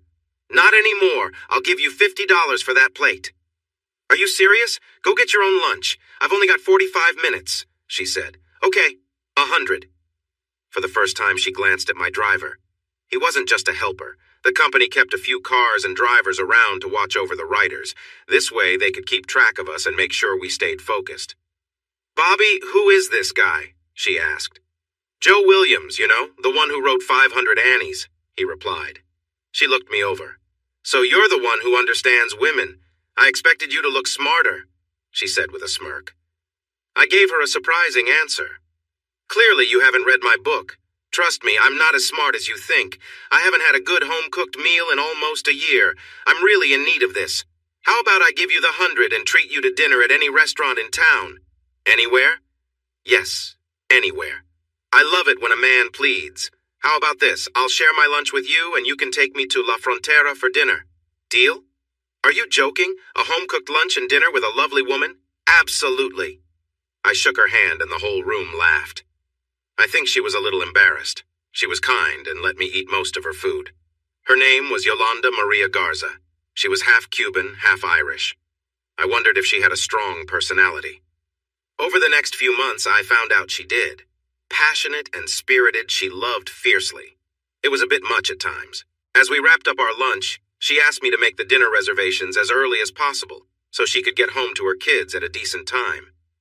"You don't have to rush home if it interferes with your family. Your kids should always come first," I said. Her laughter was delightful. "Nice try, but no husband around here. My kids are pretty grown, and I'll call my cousin Becky to watch them." Says it reminds her why she didn't have children. Sometimes being a best-selling author has its perks. After some effort, I managed to get a dinner reservation for 7. Rick Bayless, the famous chef, wanted to meet me. Maria finished work at 5:30 and asked me to pick her up at 6. We arrived a bit early, and to our surprise, we were seated right away. She decided not to have a drink before dinner, saying she wanted to enjoy the flavors of the meal. I chose a Victoria, a Mexican beer I liked almost as much as Shiner Bock. While she looked over the menu, she asked, "What should we order?" "I'm getting the Mexican-style barbecue. Order what you like. If you have any ideas, I'm open to them." Just then, Rick Bayless came over to greet us. I had brought an autographed book for his wife and another one for his daughter. Rick and Maria chatted in Spanish about food. I didn't catch everything, but I enjoyed the atmosphere. I can't recall all the dishes we tried, but everything tasted wonderful. I ate so much I didn't want to move. Maria ate heartily too, and I jokingly said she must work out a lot to stay in shape. I have a great exercise routine. I chase after 4 teenagers and also have a full-time job when I can. "You're old enough to have teenagers? Seriously, were you a child bride?" Her smile lit up the room. You're either very kind or just don't know about women. I'm 46. Wow, I thought she was in her late 30s. She showed me pictures of her kids. 2 boys, 16 and 14, and twin girls, 13. I shared a picture of my little one too, and we both agreed that family is wonderful. Before I knew it, dinner was over. I took her back to the station. She lived about an hour from Chicago and mentioned there wasn't much to do in her town. I hadn't felt this happy in years. I definitely felt a connection, at least on my side. I was in town for the next 6 days, and I hoped to see her again. Luck was on my side. Bobby helped me get her cell number with instructions to call her right away. The phone rang twice before she answered and got straight to the point. Dinner at my house tonight at 7. It will be a family meal. All my kids will be there. Bring an overnight bag since the last train leaves at 8. Don't get your hopes too high. I booked a nice motel room for you. Just don't miss that train. I was ready when she left the office. She greeted me with a warm hug and led me toward the station. She lived in a small town about an hour from Chicago, Grant something or other. Her home was cozy in a nice neighborhood. It had 3 bedrooms, which she needed since the boys shared one room and the girls shared another. I was soon distracted by wonderful smells coming from the kitchen. What's cooking? She and the girls smiled and said, You'll find out in about half an hour. Boys, keep him busy until dinner is ready. The boys didn't say much, but they were friendly enough. They had been watching a baseball game when I arrived, and I suggested they turn it back on. I really enjoy baseball. As an engineer and a chess player, I see baseball as a lot like chess. The manager is like the player and the team members are the pieces. I shared my idea with the boys, and they quickly agreed. Both were on their high school baseball team. One played in the outfield, and the other was the catcher. We all thought the Cubs and the White Sox were going to have another tough year, and I mentioned that the Braves just didn't feel the same without their leader, Bobby Cox. While we were debating the designated hitter rule, I noticed Maria watching us with a small smile. Boys, it's time for dinner. You can finish your discussion later. We had Cuban pulled pork sandwiches, and they showed me lots of different toppings.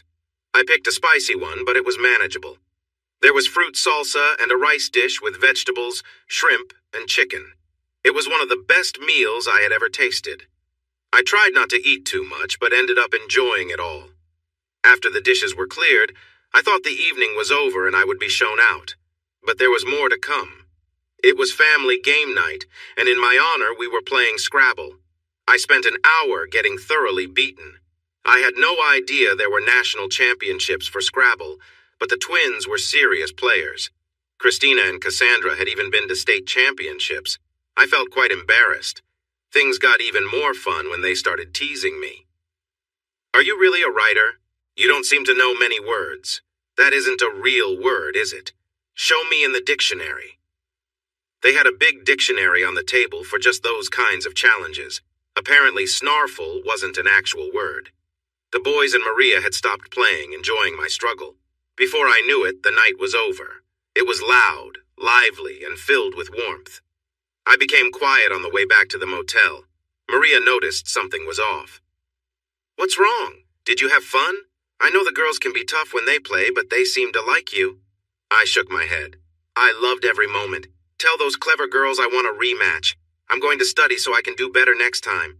The reason I got quiet is that I've always wanted a big family. Tonight made me see what I missed. Medical reasons meant we could only have one child. Why didn't you adopt? There are so many kids without families. To put it simply, she didn't want to. I asked her at least 4 times over the years, but she never agreed until it was too late. She didn't respond, but took my hand until we reached the motel. I thanked her for the lovely evening as she walked me to my room. It was my pleasure. You really made a great impression on the kids. They usually take longer to warm up to men. I feel the same way, I replied. We were standing by my door at that moment. I was starting to say goodnight when she gently pulled my head down and kissed me. It was a soft kiss that felt warm and promising. We held it for a moment longer than usual, and when we pulled apart, both of us felt a bit shy. Maria, She placed a finger on my lips. Even that small touch felt special. Shh. Don't ruin the moment with words. I'll come by to pick you up at 7:30. Be ready. With one last quick kiss, she left. So, Joe, was it love at first sight? A friend asked. No, but it was pretty close. Maria brought a fresh sense of joy into my routine. I had various plans for the next few days, so I could only meet Maria for lunch. She often brought us food, but I did take her out to a restaurant she had wanted to try. I always got a lovely kiss at the end of those lunches. Soon, I had to go back on tour. The publishers wanted me to travel in Europe since my book was becoming popular there. I had stops planned in London, Dublin, Edinburgh, Paris, Munich, Rome, Madrid, Istanbul, Moscow, and more cities that were still being arranged. It would be a busy 3 months, and I wasn't thrilled about it. After 2 more weeks of my current schedule, I would have a short break before I had to leave. I called Maria most nights. I thought she might get annoyed, but on nights I didn't call, she reached out to me. One day I dropped by her office unexpectedly for lunch.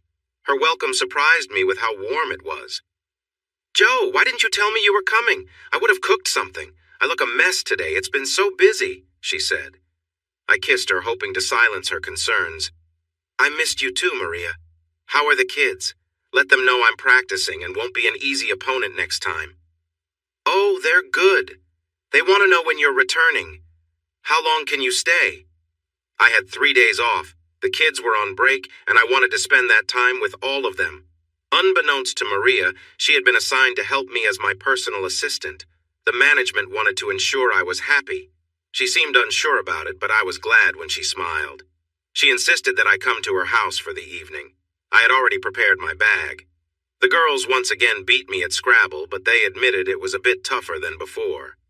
We were all gathered around the kitchen table. It's funny how many important moments happen either there or in a car. I had some surprises for them. I took my chance when they asked how long I would be there. I've got 3 days, and your mom will be my personal assistant, which means she'll need to help me out. I also have 6 tickets to the Cubs game tomorrow. They are playing the Braves. Her first job is to find 4 more people to join us. Do you think she can do that? Chaos erupted. She looked at me and the kids with frustration, but eventually agreed. The car ride back to the hotel was quiet. I didn't get a kiss. The next morning was a bit tense. Don't surprise me with my kids again. We don't know if we're going anywhere, and it wouldn't be fair to get them used to you and then have you leave. That happened before when their father left, and it was tough. So if you have any more surprises, please let me know now. I said I was sorry. I didn't mean to upset you. I thought it would be nice for us all to have some fun together. I just wanted everyone to be happy. Her smile felt warm, like the first signs of spring.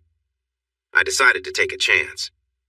Well, I thought it wouldn't be fair to take the girls to a baseball game without doing something special for them, too. If we're making you watch baseball, it only seems fair to treat them as well. Cassie mentioned she is in the school orchestra, and Tina is in the marching band, so I got tickets to the Chicago Symphony tomorrow night with the famous cellist Yo-Yo Ma. That should balance things out. At first I thought she might be upset again, but she smiled instead. Don't tell them. I'll wait until after the game.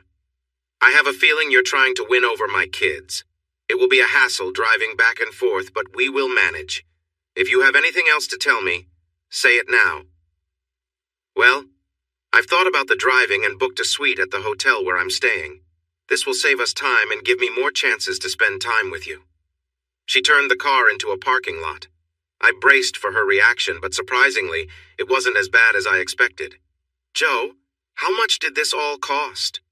Cost? I'm not sure. The publishers provided all the tickets, and I reserved the suite. It's probably not as expensive as you think. Oh, and we have Bobby in the car for as long as we need it. Please, money isn't that important to me. Just how much do you have, Joe? I'm not really sure. It changes every time I talk to my accountant. The last time I checked, it was around $3 million, but my agent is close to finalizing a movie deal which could bring in another $5 or $6 million, plus royalties from videos and paperbacks. He thinks I could be worth about $12 to $15 million by this time next year. Please don't tell anyone I shared this with you. The numbers left her speechless for a moment, and then she smiled. All right, but I'm telling you now, I plan to have some needs. I reached out my hand. Deal? She took my hand and pulled me in for a kiss.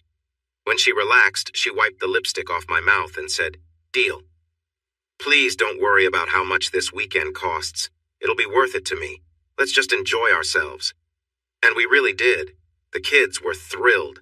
The boys got ready quickly, but the girls took their time. They chose outfits, then changed their minds a few times. Finally, she said we were leaving in 10 minutes, with or without them. As the days went by, I thought about all the fun moments Annie and I had with AJ and imagined that fun multiplied by 3. That's how much I enjoyed myself. The game was exciting. I sat in the middle with Maria while the boys sat beside me and the girls were beside her. One downside to being somewhat well known is people often notice you. I was wearing my old Lucky Braves hat among a crowd of Cubs fans. I received plenty of playful teasing. It reached its peak during the 7th inning stretch when we appeared on the big screen and the announcer mentioned my name. He joked about being a bit lost, but said I was in good company. I think the crowd was more impressed with how Maria looked in her Cubs jersey. The Cubs lost, 7-4. I didn't brag about it, but I adjusted my hat a little higher. Bobby knew a great Italian restaurant famous for its deep dish pizza. It was a perfect way to end the evening. Maria ordered 2 large pizzas with everything for Bobby to take home. She had already been his friend, but now she was his hero. I told Bobby to sleep in since we probably wouldn't need him before noon the next day. He dropped us off at the hotel. We walked in with Maria on one arm and Cassie on the other, while Tina walked with her brothers. We passed a man with his wife and 2 teenagers. They seemed to be arguing because he pointed us out. "See?" he said loudly. "That's how families should be." We didn't respond, but Maria held my arm a little tighter and the boys walked a bit taller. I received a wonderful goodnight kiss from Maria and friendly pecks on the cheek from the girls. The boys looked unsure, so I gave them a light warning. Today was our day. Tomorrow belongs to the girls. Whatever it is, don't complain. Just go along with it. That left them curious. Maria called me at 8 the next morning. "Get down here. I have 4 kids ready for breakfast and they won't start until you arrive. Don't wait for me. Order room service for us. Sausage, 2 scrambled eggs, whole wheat toast, and coffee for me. Let me talk to Cassie." I told Cassie to let the others know they could order whatever they wanted, and their mom wouldn't complain. If she didn't like it, she could talk to me. They ordered a big spread with a bit of everything.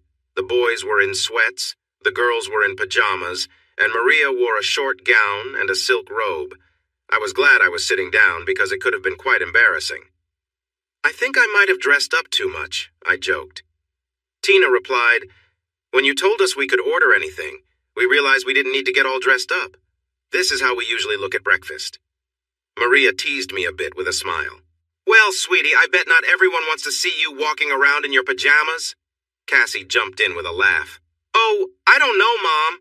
I think there is at least one person who wouldn't mind seeing him in his pajamas." Maria nearly choked on her bagel while the girls giggled and the boys grinned. She turned bright red. "That's enough, young lady. What are we doing today?" she asked. I shared the day's plans with the girls. "Do not let your mother change anything. I've got it all planned, just enjoy. And Mom shouldn't see the plans until after the boys leave." I noticed her giving me that tight look. I pulled her onto my lap and said, "Be nice or I might have to find a new assistant. You will have a good time, I promise.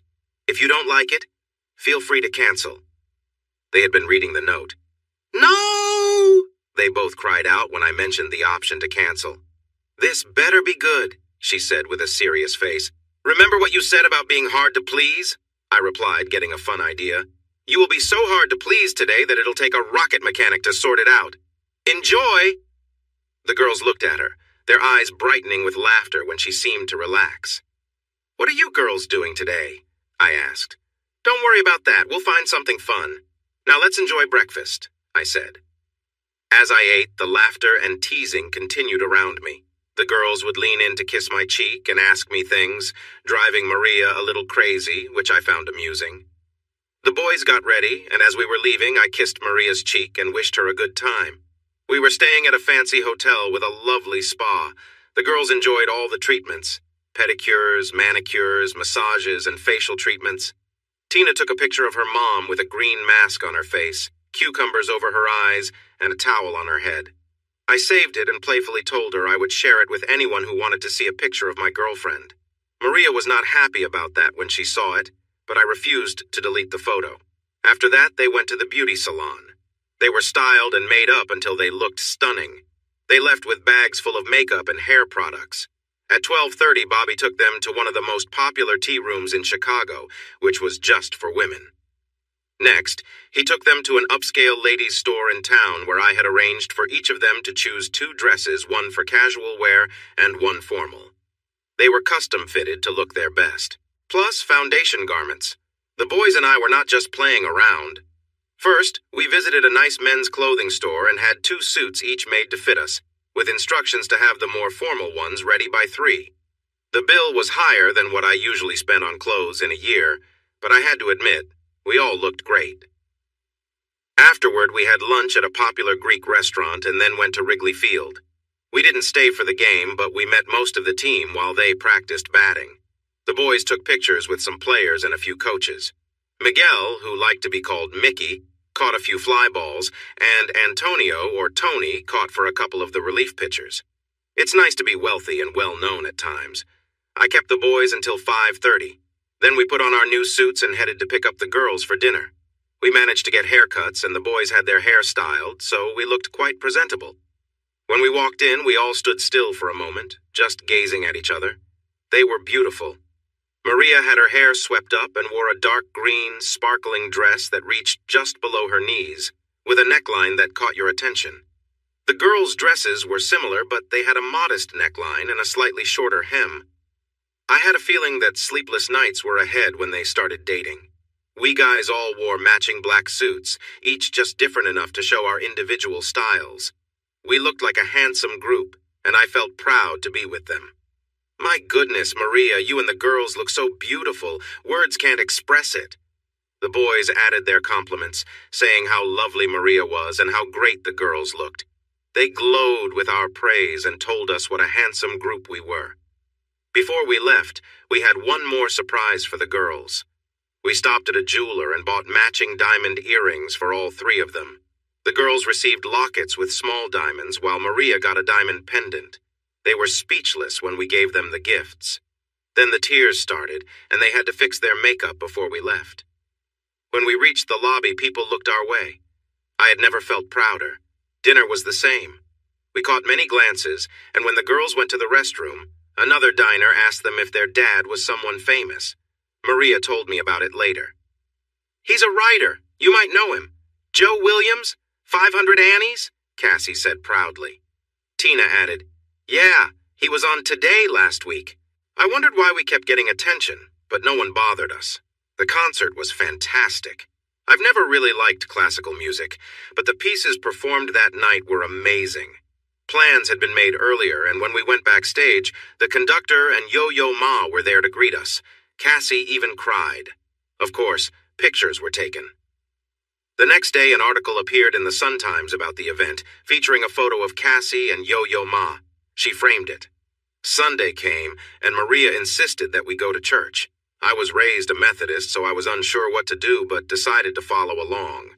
We wore our new suits, and the girls wore beautiful new dresses, which were lovely in a modest way. We spent the day relaxing and went to see a movie. The boys wanted an action film, while the girls preferred a romance. I liked both, but I dodged the choice by saying their mothers should decide. "Oh no, we've been pampered all weekend. Ask your dad, Joe, what he would like to see."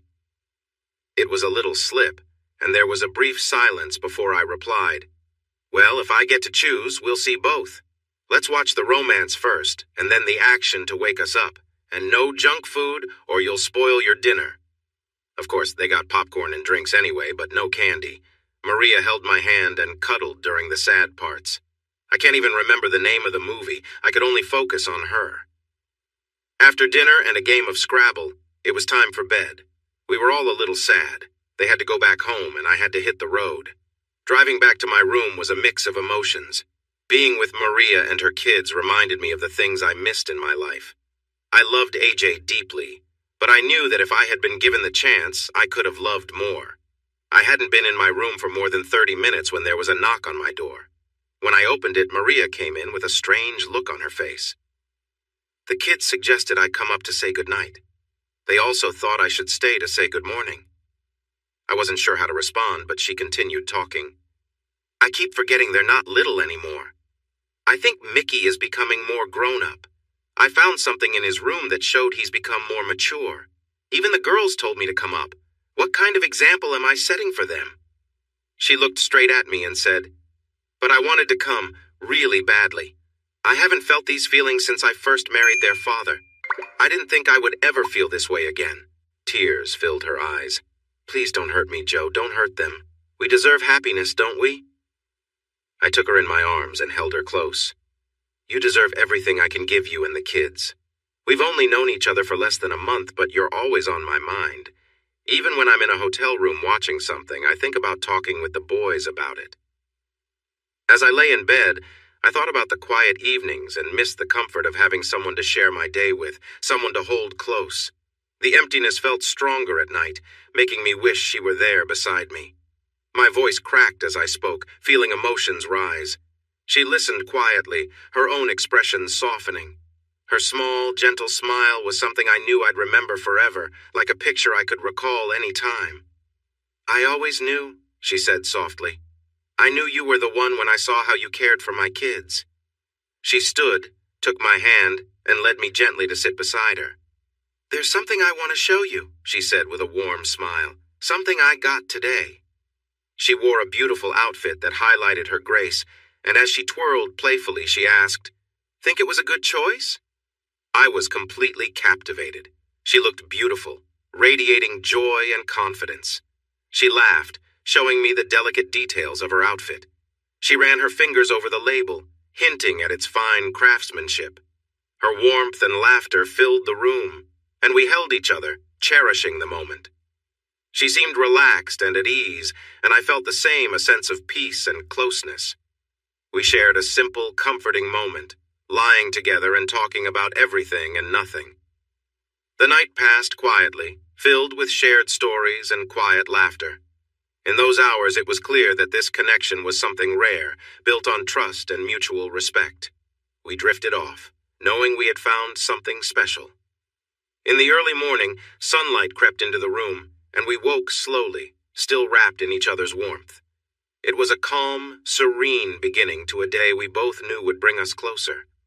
Joe held her close, appreciating the warmth and comfort of the quiet moments they shared.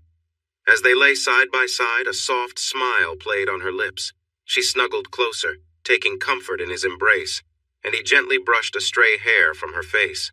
They both drifted off to sleep, content and at ease.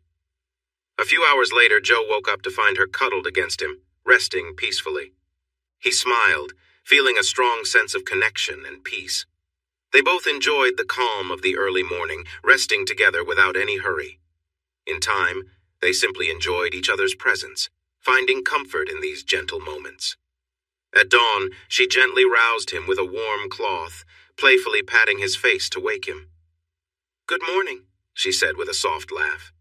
Joe returned her smile, feeling the quiet joy of these little morning routines they were building together. Later, as they both began to get ready for the day, they heard the phone ring. It was Cassie, cheerful as always, calling to let them know breakfast was ready downstairs. "If you don't come soon, we might eat everything," she teased over the phone. They shared a laugh and, without any rush, made their way to the shower together, feeling at ease with each other.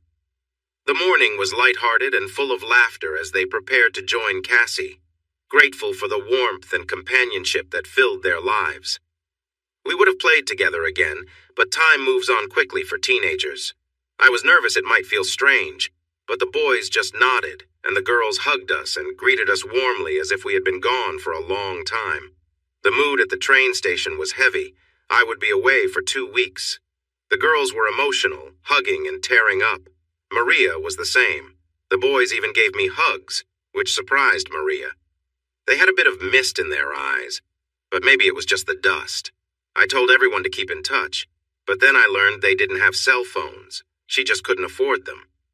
She was living on her salary and her ex-husband's benefits since he had passed away in an accident 5 years ago. It covered the basics but left little extra for fun things. The next day, I received 5 calls. 4 were from kids thanking me for the new phones, and 1 was from an upset mother. She warned me never to do something like that again without asking her first. But by the end of our chat, I managed to smooth things over. "I guess I'll have to keep a close eye on you around the kids, huh? Be careful, Joe. Don't spoil them too much." I joked that I hoped to be around long enough to learn from her, and she laughed, saying that was her plan since we first met. They started calling me almost every day. The boys enjoyed having someone to talk to about guy things, and the girls liked having a father figure. They knew I would share anything with their mom if she asked, unless it was a secret. Then I would tell her she had to ask them. One evening, while having dinner with the owner of a bookstore chain, I got 2 calls in a row. "How many kids do you have?" he asked. I replied without thinking. 5, 4 teens, 2 of each, and a grown daughter with a child of her own. "Wow, I bet you enjoy some time away now and then?" "No, I actually dislike it. I wish I were home with them right now." He looked at me with understanding. "I'm happy for you, my friend. It's good to see you find joy again, especially after your first wife." He knew my story. I rarely thought about Annie anymore. It felt like it happened to someone else. The only time she crossed my mind was after talking to AJ. Her mother had never reached out to her since she left. I could understand leaving a partner, but abandoning a child was beyond me. When I got my 2 weeks off, I brought Maria and the kids home with me. I had forgotten how small my house felt until it was filled with kids, but we managed to make it work. The best part of being home was introducing Maria to Jane and Anne. They hit it off right away, heading to Jane's table and leaving me at the bar with Harry. "She's really nice and quite attractive, Joe. I'm glad things are going well for you." Harry was genuine, and I could tell. Yeah, my life has definitely changed, that's for sure. Sometimes I feel really frustrated with Anne and Jane. If it weren't for that night, I wouldn't be traveling around like a lost soul. You made them popular too. Now we have strangers coming in here looking for them, thinking talking to them will solve their problems. Jane almost joked about putting up a sign saying the doctor is in, like in that old cartoon. But she enjoys it, even if she complains a bit. It was strange. My old friends seemed to look at me in awe. It felt like I had done something so unusual that I became someone different. I never really got used to that feeling. My new family, as I now called them, could only stay for a week because school was starting. They were all going to the same high school, and I knew Maria would have a lot to handle. I spent the next week with AJ and her family. I told her about Maria and her kids, showing their pictures on my phone. She was happy for me and wanted to meet them. I promised to introduce her as soon as I returned from my trip to Europe. We hadn't talked about her mother at all, but just before I left, she asked if I was going to try to see her since I would be in Spain. I had thought about it. No, I'm not going to reach out. People will know I'm there. If she wants to talk, she can find me. If not, I don't want to stir up old feelings. This made her sad, but she understood. I don't think she will ever fully get over feeling abandoned. What child could? She made me promise to send her lots of pictures and gifts before she dropped me off. I wasn't a fan of the trip for the most part. I didn't get to see much of the places I visited. I was rushed from interview to event with a tight schedule. I usually had only 2 days off each week. I didn't think much of England, but I really liked Scotland and Ireland. While I was in Scotland, I sent Harry a case of special blended scotch. In Ireland, I found a jeweler and had 7 silver Celtic crosses made, which I sent to Jane, Anne, AJ, Bunny for when she got older, Maria, Cassie, and Tina. Maria had told me about her mother's family background, so I sent everyone kilts in their family colors. I also sent the boys 2 small daggers with their clan's design on silver medallions. Once we figured out our schedules, we called each other as often as we could, which was very frustrating. I worried that being away would make her feelings fade, but she stayed strong. By the 6th week, our goodbyes became, "Love you, see you soon." I felt a rush of joy when Maria said it for the first time without thinking. "Goodbye, honey, I love you." I heard her gasp as she realized what she had said. I didn't hesitate. "I love you too, honey, very much." I thought I heard her crying as she hung up. By the 11th week, I was feeling really lonely and missing everyone a lot. Cassie called me in tears the week before. A boy, a senior, was bothering her. I was glad I was far away. I tried to comfort her as best I could. Then I called her brothers and asked them to keep a closer watch on their sisters. After that, I phoned Maria. She was upset, but I managed to calm her down long enough to check if the kids could handle the situation. I learned the story from Tina. A senior took some books out of his locker and turned to find Tony, Mickey, and Tina waiting for him. They clearly told him to leave Cassie alone. He smirked, and since he was much bigger than the boys, he asked which one would try to stop him first. Tina smiled sweetly. "We all will. It won't be a fair fight. We'll all come after you if needed. Do you understand?" He tried to intimidate them, but then Tina kicked him in a sensitive area. As he lay on the ground in pain, she grabbed his hair to make him look at her. "Do we understand each other?" He nodded. The word spread quickly. If you mess with one Garza, you deal with all of them. Although Maria acted upset, I was sure she felt proud inside. It was 2 weeks before Christmas when I got the news. They had added 9 more cities to my tour. I was really upset. I was supposed to have 10 days with my new family, and now it wouldn't happen. Management soon realized that an upset writer was a problem. I told them I might just go home and they could sue me for breaking the contract if they wanted. I even said I would never discuss the book in public again. I was important to them, helping them move into the mainstream, so they really wanted to keep me happy. We came to an agreement. If I couldn't go home, they would bring my family to me. They called Maria in and told her she had a special assignment that coincided with school holidays. She was furious and threatened to quit until they explained what it involved. She was to fly to Italy with her family to help calm me down. AJ received the same news, and so I found myself at the gate in Rome Airport, waiting for my extended family to arrive. They all flew first class, and when they came through the gate, Maria was holding Bunny, so I knew they had met AJ. They had seen pictures of each other. I was welcomed warmly. Maria was in my arms, crying with joy, while the girls danced around and AJ smiled. I had to kiss all the girls, starting with Bunny and ending with Maria. The guys tried to play it cool, but ended up hugging me too. We were all very, very happy. I had rented a villa, knowing we would need space. I had them with me for 12 days, and Mike, AJ's husband, was flying in on December 23rd. They spent the first day adjusting to the new time zone, while Maria and I tried to make up for almost 3 months apart. They ended up feeling relaxed and refreshed while we were a bit tired. We went to art museums, saw the sights, and did various tourist activities. We had a driver and a minivan available, which was good because none of us wanted to deal with the busy Italian traffic. I learned to close my eyes. The girls wanted to go shopping, and since we were in Italy, it seemed like a good idea. The boys and I decided to skip that and instead rent scooters to explore the countryside. I gave AJ my credit card with no limit and told her not to worry about the costs. It was an early Christmas gift for everyone. I pulled Cassie and Tina aside and made sure they knew they could buy anything they wanted, and Maria couldn't say no. "And if your mom tries to stop you, just remind her she needs to buy things too," I said with a smile. Cassie hugged me and whispered, "Yes, Daddy," before giggling and running off. I didn't realize how much her words affected me. The boys and I had a great time. The Vespas were lightweight and easy to ride. We visited a cheese factory, a winery, and a fruit farm that made homemade jams. Good thing the scooters had storage space because we bought a lot.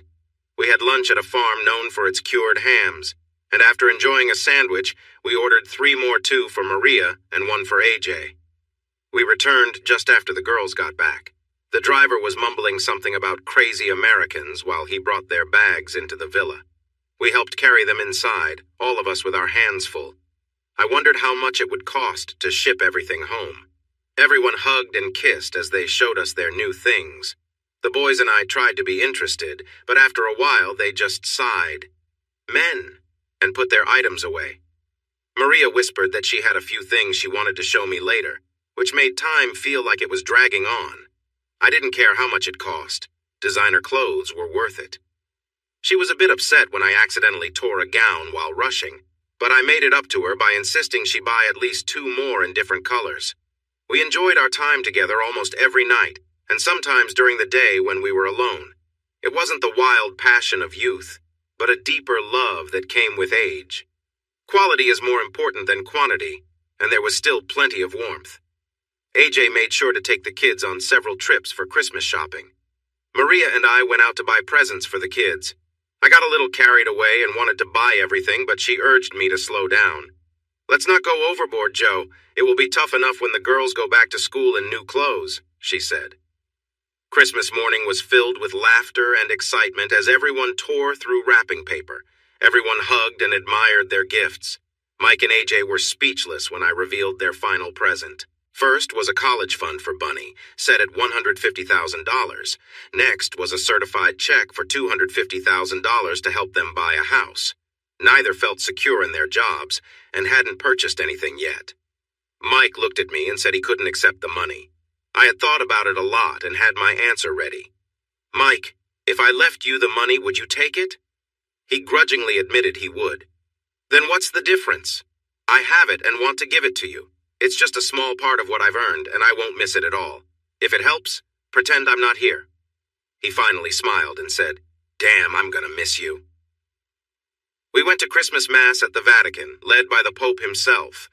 Maria was deeply touched. Her faith was important to her. Mike, AJ, and all the kids left on the 27th. The kids were going to stay with them for a few days to give Maria and me some time alone. It was wonderful. For the first 2 days, we hardly got dressed. I found Maria a bit reserved. I wasn't sure if it was because of her upbringing or her past marriage. It seemed her former husband had some worries that held her back. She didn't want to accept certain kinds of affection, which I found puzzling. I decided to help her. From things I had learned, I knew that women want to feel loved and valued, but sometimes they also want to be swept off their feet. It's not about being hurt, but about feeling connected in a strong way. I gave Maria enough wine to make her giggle and encouraged her to let go a bit. I tied her gently to the old iron bed we slept in, using soft scarves for comfort. She could move her legs, but not too much. I massaged her skin and covered her eyes, telling her it would make the experience more exciting. I could tell she was enjoying herself as I slowly made my way around her body. When I got close to a sensitive spot, she stopped me. Joe, no, you know I don't allow that. I leaned in and whispered, You do tonight. Her protests turned into soft sounds as I continued. She moved around as best she could, but I stayed close to her. When she reached her first moment of joy, she cried out. By the second time, she was making soft noises, and by the third, she was pleading. Yes, right there, yes, yes, yes. The last yes was filled with surprise. I set her legs free and moved closer to her. The sounds she was making pushed me to my limit, and I soon followed her lead. After that moment, I held her tightly. When she came back to her senses, I asked if I would need to restrain her next time, and her answer surprised me. No, but would you do it anyway? I love this woman. Just before she left, we were wandering the shopping streets of Rome and found ourselves on Jewelry Row.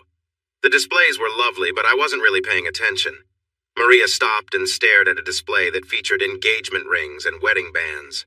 A wistful look crossed her face.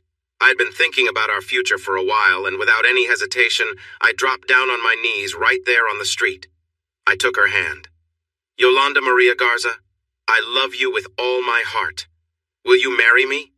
Even with a language barrier, everyone around us understood what was happening. She surprised me. Instead of crying or showing a lot of emotion, she leaned down and gave me a kiss that felt deep and meaningful. My heart's biggest wish is to marry you, Joseph Allen Williams, but I have a condition. I want to wait a year before we marry. We fell in love quickly, and I want to enjoy this feeling for a while before taking the next step. Can you accept that? Absolutely, I could. We went into the store, and she chose the ring she liked. It wasn't the most expensive one, but it was nice. She wore it out of the shop, and I hoped she would keep it on forever. As I shared my story, leaving out any inappropriate parts, Barbara had tears in her eyes. That's such a beautiful story, Joe. I hope you both find happiness together. Me too, Barbara, me too. Joe, do you think writing your book will help you understand her better? Definitely, but not for the reasons you might think. He looked out at the audience.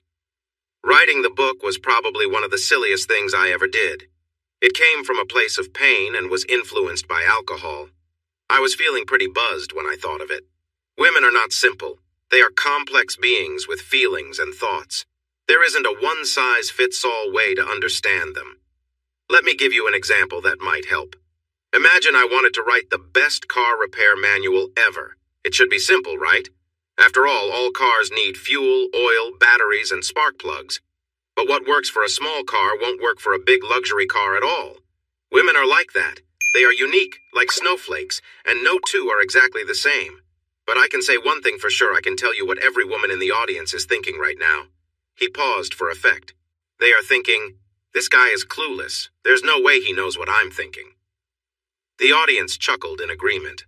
And they're right. No one can truly predict what others will think or feel in any situation. We might have an idea if we know them well, but even that is uncertain. I can tell you this, though. Communication is vital.